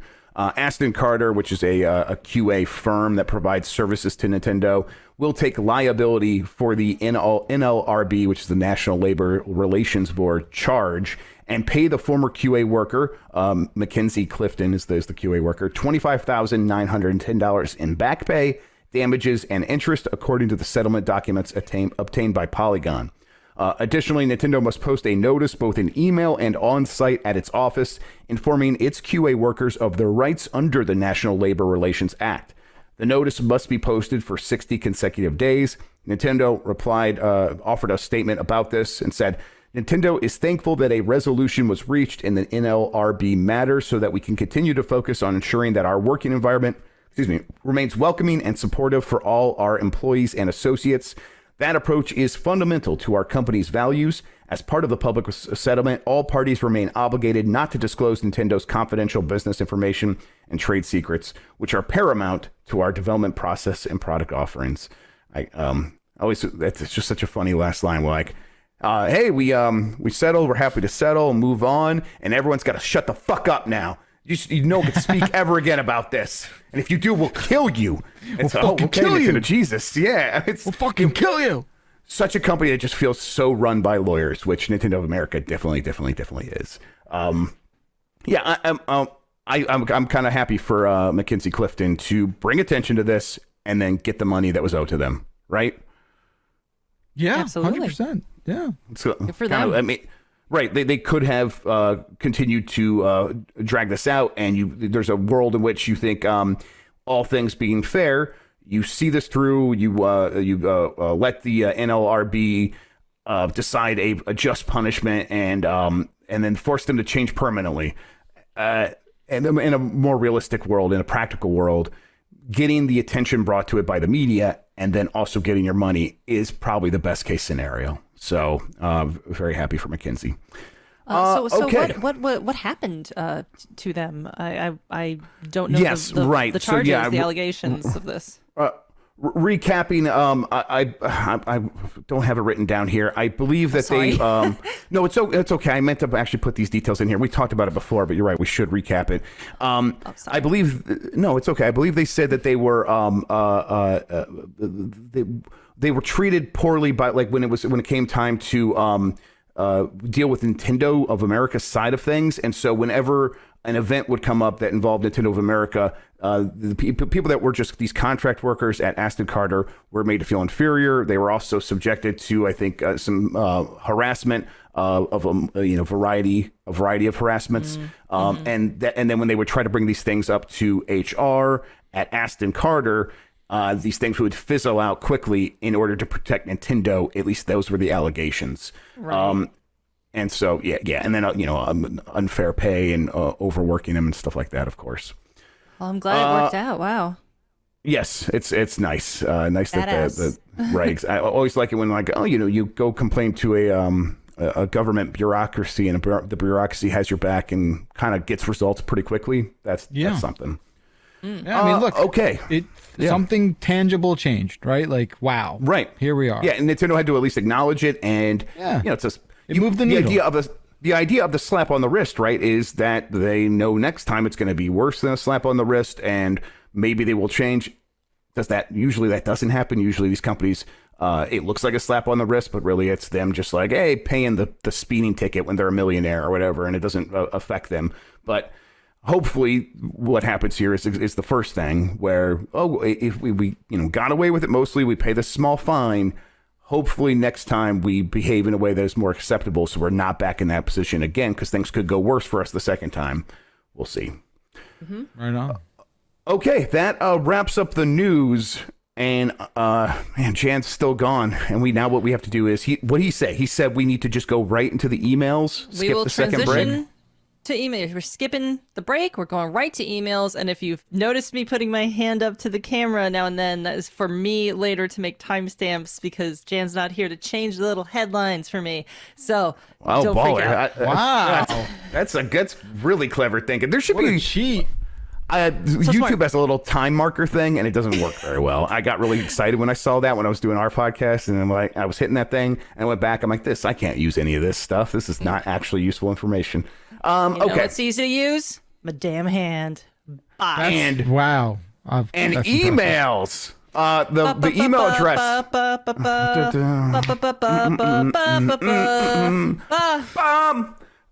The email address is bombcast@giantbomb.com. I think it's bombcast@giantbomb.com. Yeah. Go ahead and send us emails. Jury's still out on whether or not we can actually Science read is still them. debating. Yeah. But we'll take a look here what we do have. Juries. We have an email right here from Jan Ochoa that says, "Hey, Bombcast crew, Jan here. Why does jury duty suck so much? Also, I tried using the time marker thing too, Grub. It sucks. Right now. Sorry again, friends. Please don't be upset with me. Cheers, Jan." We are not upset. Oh, man, it's like the tree is back. P.S. A lady cop just yelled at me. I don't think we've ever had an email in real time. Like, yes, this is incredible words technology. Appearing in a doc before our eyes. Oh, man. Jan's going to jail, Jan, y'all. call her a lady cop and see how that goes. Yeah. Just, hey, lady cop, I'm sorry. All right. I promise I'm a professional. And that's cheers, Something? Jan. Cheers. I think jury duty sucks because it's basically detention. I think detention in school is training you for stuff like jury duty and sitting at the DMV. Feels like punishment. It does definitely feel that way. Now, can I ask a question that could possibly be used as evidence against me one day? Without Absolutely. a doubt, I want to hear it. I don't remember ever getting a summons to jury duty. Now, I'm not great at checking my mail. I'm 39. Well, I feel like I should have at least gotten one by now. What? So Jeff Grubb, I made it to about 37. Okay. And since I turned 37, I've gotten like 5. Okay. So, I don't know what that means. I'm not about to like inject some sort of like intelligence in this fucking operation where like they are like, oh, you waited, you haven't done it in so long. We back owe you. You know, you're overdue. I don't buy that shit. I just think you're gonna get got eventually. It's gonna happen to you. Sooner or later, the fucking needle lands on you. But I've yet to have to serve, so whatever. Yeah, right? I haven't had to serve. I've only been summoned twice. But my partner, Josh, it feels like is cursed. There's something wrong in the system because you're supposed to be like immune to jury duty for like how many years? Like 3 years or something? Once you after you serve or after after you go. I think it's 2. It's at least 2 years. It's 2. It's at least 2 Yeah. years. Every year and a half. It's not even 2. It's definitely sooner than it should be. He gets called into fucking jury duty again. I'm like, my man, you gotta like call somebody and be like, this is happening too often. Who are you gonna call? he has moved states, and it still happens to him. And it's like, don't this matter. is some screwy's happening. I don't know, some screwy's happening. It does just come in the mail, right? Like, because they're not gonna. Yeah, because Here's the thing, too. You're right. Like, how idiotic and antiquated, right, is this process? Like, text leave it to me. the fucking government to just be like, we're gonna send you paper in the mail. Like, fuck you. Like, the fact that nothing. Oh, don't even get me started. Like, I can't even believe They we should still put it write up as checks like fucking as an interstitial on Neanderthals. TikTok, and then I'll see it if they just put it there. Otherwise, yeah. No, but like the fact that there's not some sort of system. I don't want like a multi-pass. Okay, I'm not looking for that either. I just can't believe that, like, yo, we can straight up fine you if you fail to respond to this piece of paper that we've let all these instruments prone to failure have to touch before it gets into your little metal box in front of your house, which, let's be honest, is a fucking trash can at this day and age. It's just, I have a garbage can and it faces the street, and I take the garbage that's in that and I put it in my real garbage, and that's how that works. Right. Would having a record make them not want me for jury? Probably not, right? Now, I was never a felon or anything like that, but I had some Getting some grub lore. Yeah. Well, there's definitely some stuff. But yeah, I don't know. I think you're eligible. I think the only thing keeping you ineligible is like if you were incarcerated. I don't even like, you know. Yeah. Just in my basement here. We'll see. That's it. You're all right, a prison of your own mind. That doesn't count. Yeah, Jess, you want to get this Anyway. next email? Yeah, this next email, I don't know if I should skip to the one currently being scribbled out or not. You What do definitely you guys no, think? definitely no. Go, do that one. Do the one being we- scribbled out? No, do the next one, then we'll get to the one being scribbled Then out. we'll get to the he's editing Yes. it. Hello, bomb crew. This comes from nobody, it seems, anonymous. I was Anonymous. wondering if you were going to crown a band of the millennials, which band would you choose? Some examples I have are Linkin Park, Blink-182, Coldplay, Backstreet Boys, Green Day, Fall Out Boy, My Chemical Romance, Sum 41, G-Unit, Outkast, Nickelback, and Chumbawamba. Now you're not. I want to be clear. You're not adding that inflection on Nickelback and Trumbull. It came after an ellipses. I'm interpreting that because it came after quite an ellipses. Like, Yes, we're talking quite an 7-8 ellipses. dots. 7-8 Like a dots. quad. And I think that's quite a ellipses. hesitation implied in bringing up Nickelback and Chumbawamba. Someone in Tree chat speaking. just told me System of a Down. I mean, I think that's a valid entry as much as any of these other ones. Jan says Linkin Park. I agree.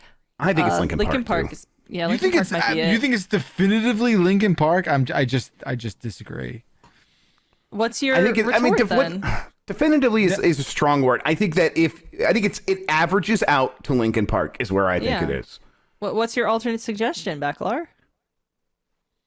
I don't know. Like I would Well, then almost. shut the fuck up. No. I would Get almost the fuck like. out of here. I feel like I would almost back into it, even though they're not a band I like particularly enjoy a great deal. But I almost think Blink has a better like heir to that throne. Now, I was at a hockey game and I do not enjoy Blink that much. Yeah.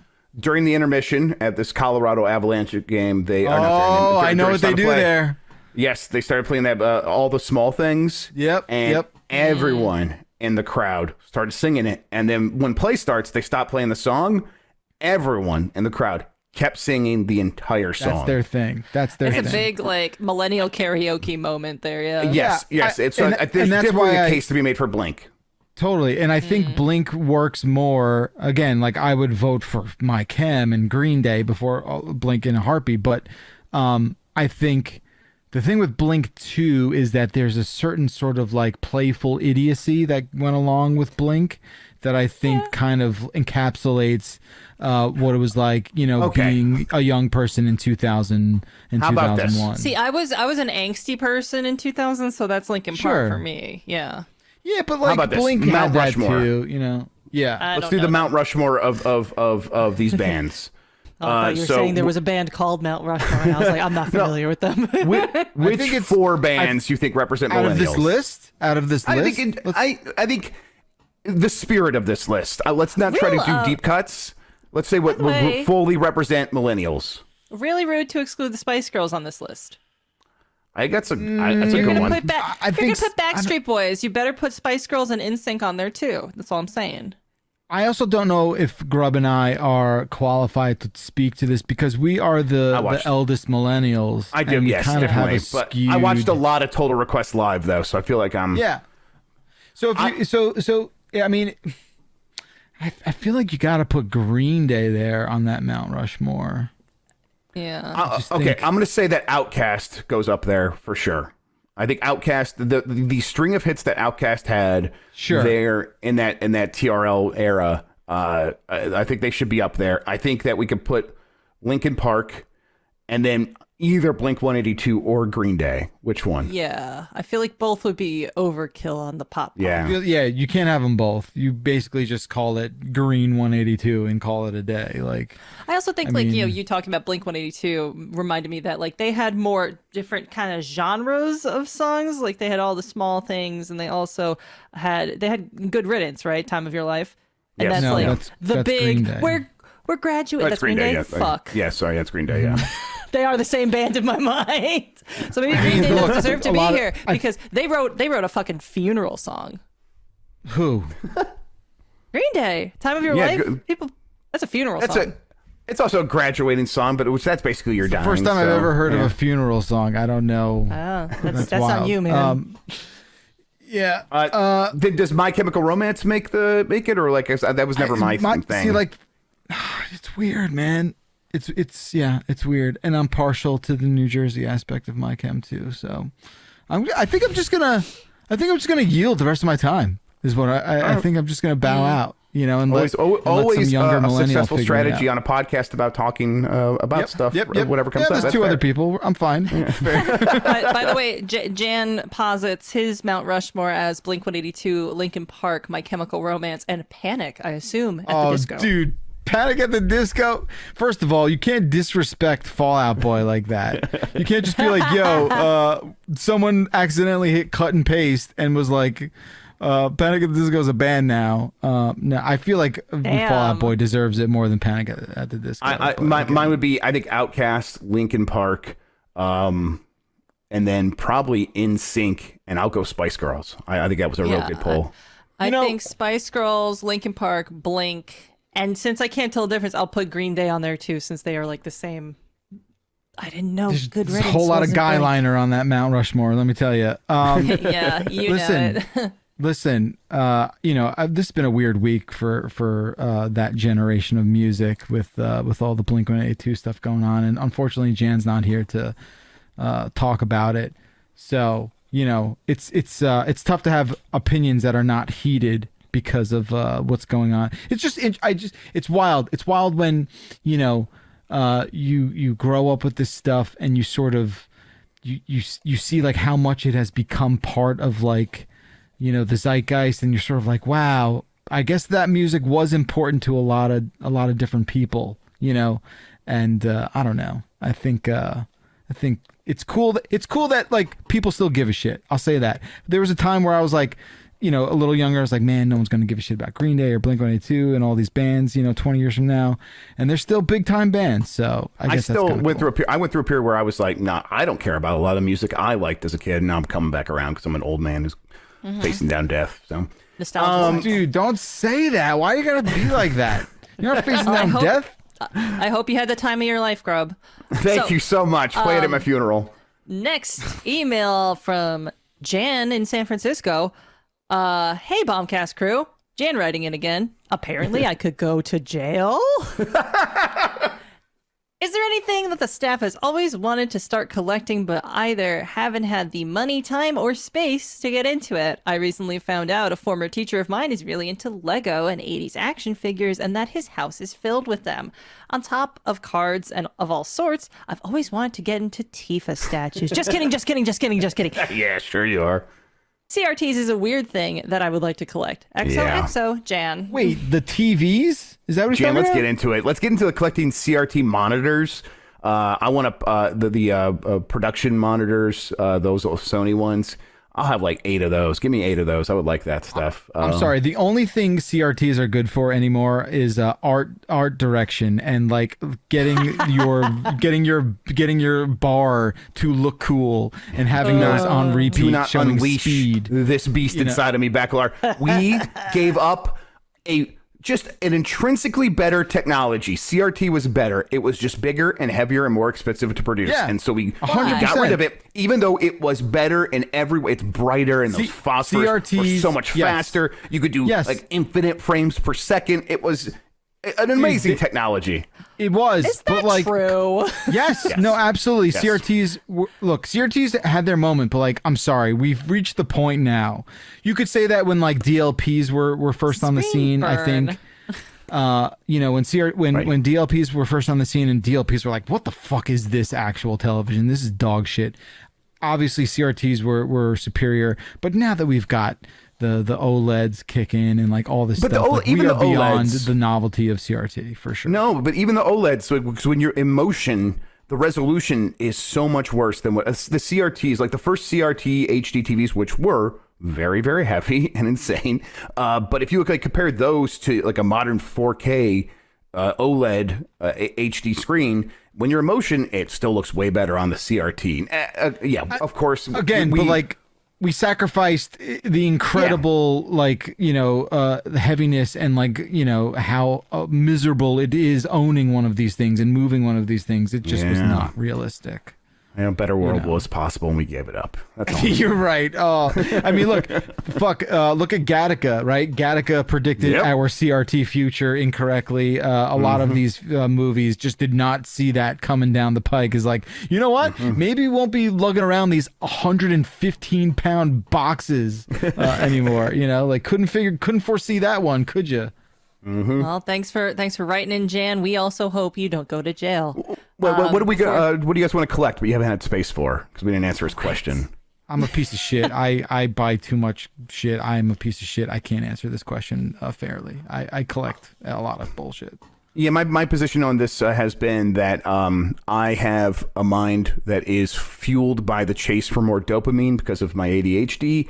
And therefore, collecting is not actually ever a fun thing for me. It is almost self-medication. And so I try to avoid it because I know that collecting things has never made me happy.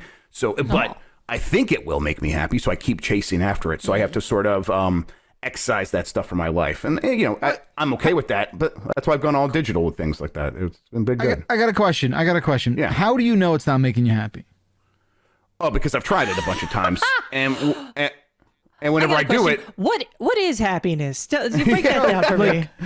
Because I think I'm happy when I get a new keyboard. Like I you feel probably good. are happy though. You probably are happy. I know that when I get it, I have it for half a day, and then it's not about having the thing. It's about what I'm going to get next. So you get the this card thing that I and just you're got like, only reminds me of what I don't have. And how I need to get that next thing to complete the collection even more. Okay. I'm just trying to. It's selfishly. It's also I'm like a drug. You're like chasing the initial, it is. the high you used to get as a kid or something when you got something you really wanted. Baseball cards, video games, and now it's just like there's something different in my brain. It doesn't quite work that way, but I'm still chasing it.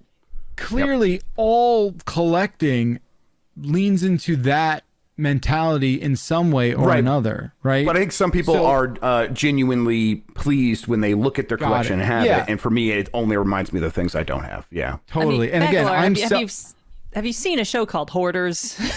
Yeah.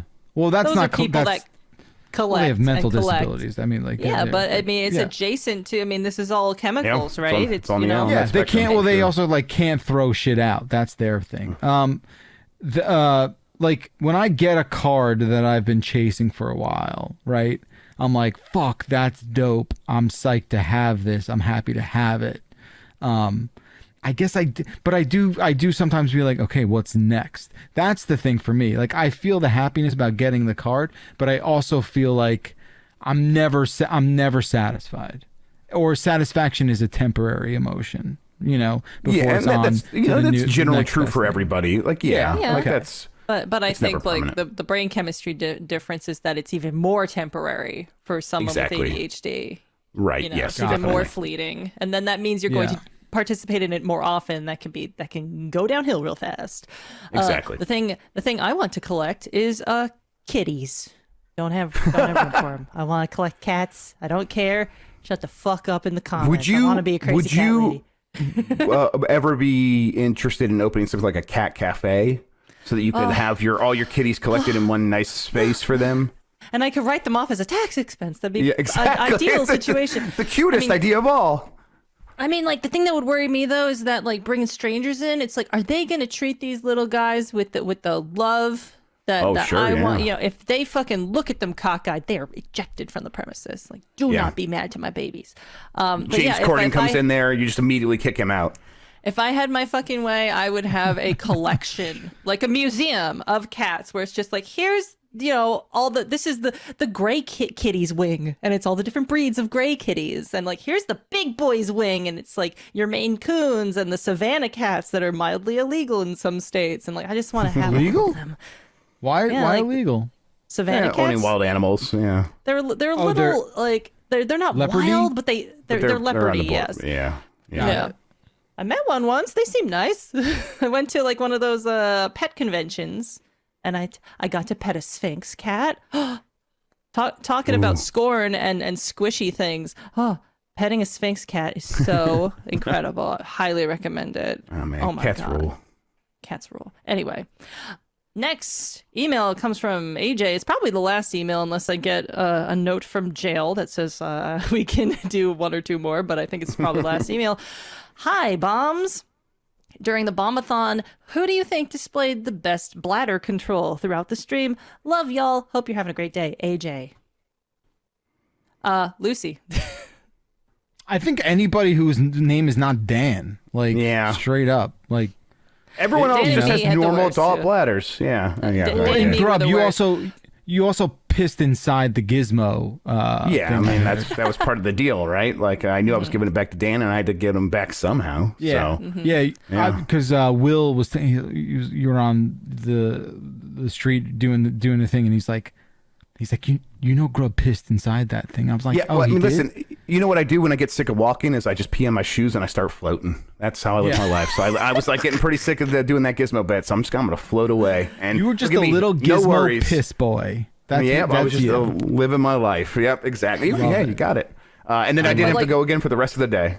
Wow, that's incredible. Like, for real, like, after many hours, Lucy stood up and was like, oh, I didn't realize how much I had to pee until I stood up. And I was like, oh my God, she hasn't gone yet. And it was like 6 hours in or something. I was that happens to me too sometimes, where like I don't realize I have to piss till I stand. I gotta piss all the time, sitting, standing, whatever. All right. Yeah, sometimes I just get up and I'm like, you know what? Turns out I gotta piss. You know, I don't know, my Dan's bladder just works a freak. always. Dan's bladder is the size of like, I don't know what. It is so comically stupid how much that guy has to pee. You know? Mm-hmm. Yeah, sucks. I was trying to pay attention to how often everyone's going pee, but I didn't do a very good job. You didn't have tally marks? I stopped keeping track after a little bit. Why were you trying to pay attention to that in the first place? That's what he's into. I'm lying. I wasn't trying to do that at all. Okay, I don't know. I don't read jokes so good sometimes with the deadpan. Anyway, that's the final email, I believe. No, we have one more final email. Oh yeah, he put final email then the colon there. So the one below AJ. But it says final email. Thanks for tuning in, everyone. This has been the bomb. Weird. I read ahead. I don't do that. I know it's not. Wow. Yeah. I would never do that. Operating on all cylinders here. I got the hand thing to mark stuff. I'm reading slightly ahead. Just I'm on the charge ball now. today, I'm folks. sitting back. I'm on the fucking ball. So, final email. Thanks for tuning in, everyone. This has been the Giant Bombcast, episode 760. Special thanks to Dany Peña. Apologies for the oddness of the episode. Obviously, Jan had to dip it was out fun. For legal reasons, he had to dip out. So hopefully he's fine. Thanks, as always, to Jeff Grubb, Jeff Bacalar, and Jess O'Brien, and thanks to Jan freaking Ochoa trying to produce this on the fly, on the lam, potentially on the lam. I hope he only gets arrested a little bit, just a little bit, a tiny most of arresting. Just fingerprinted, and then he's sent home. Yeah, right. I think like a night in jail would give him 5 excellent stories. Yeah, you know, absolutely. Just be enough worth jail it. to give you a little more flavor to your checkered past. Will explicit the fandom. Yeah, right. It's their problem now. Yeah, we talked about it, so you can, the ticket can go straight to them, I content. think. They have at least So- one lawyer. So up on the docket, we got a super, super packed week. Look forward tomorrow to that Silent Hill talk over. We got quick looks, we got the voicemail dump truck, we got UPF, we got so much stuff happening. And later on today, we have a film and 40s of Hellraiser from 1987. I was -1 years old, but I have seen Hellraiser. But guess who hasn't? Dan and Grub. Both have not seen Hellraiser, I believe. Jason A. Striker might also be accompanying us as well, so look forward to that. That's going to be on our Twitch, so if you have Amazon Prime, join on in, bring it on up. Hellraiser's on Prime. And yeah, we're talking over that Silent Hill stream tomorrow. Whole bunch of other stuff. Look forward to it. And yeah, that's the Bombcast. Thanks for listening. We're waving goodbye, and let's pretend the outro theme's happening. So long, Jens.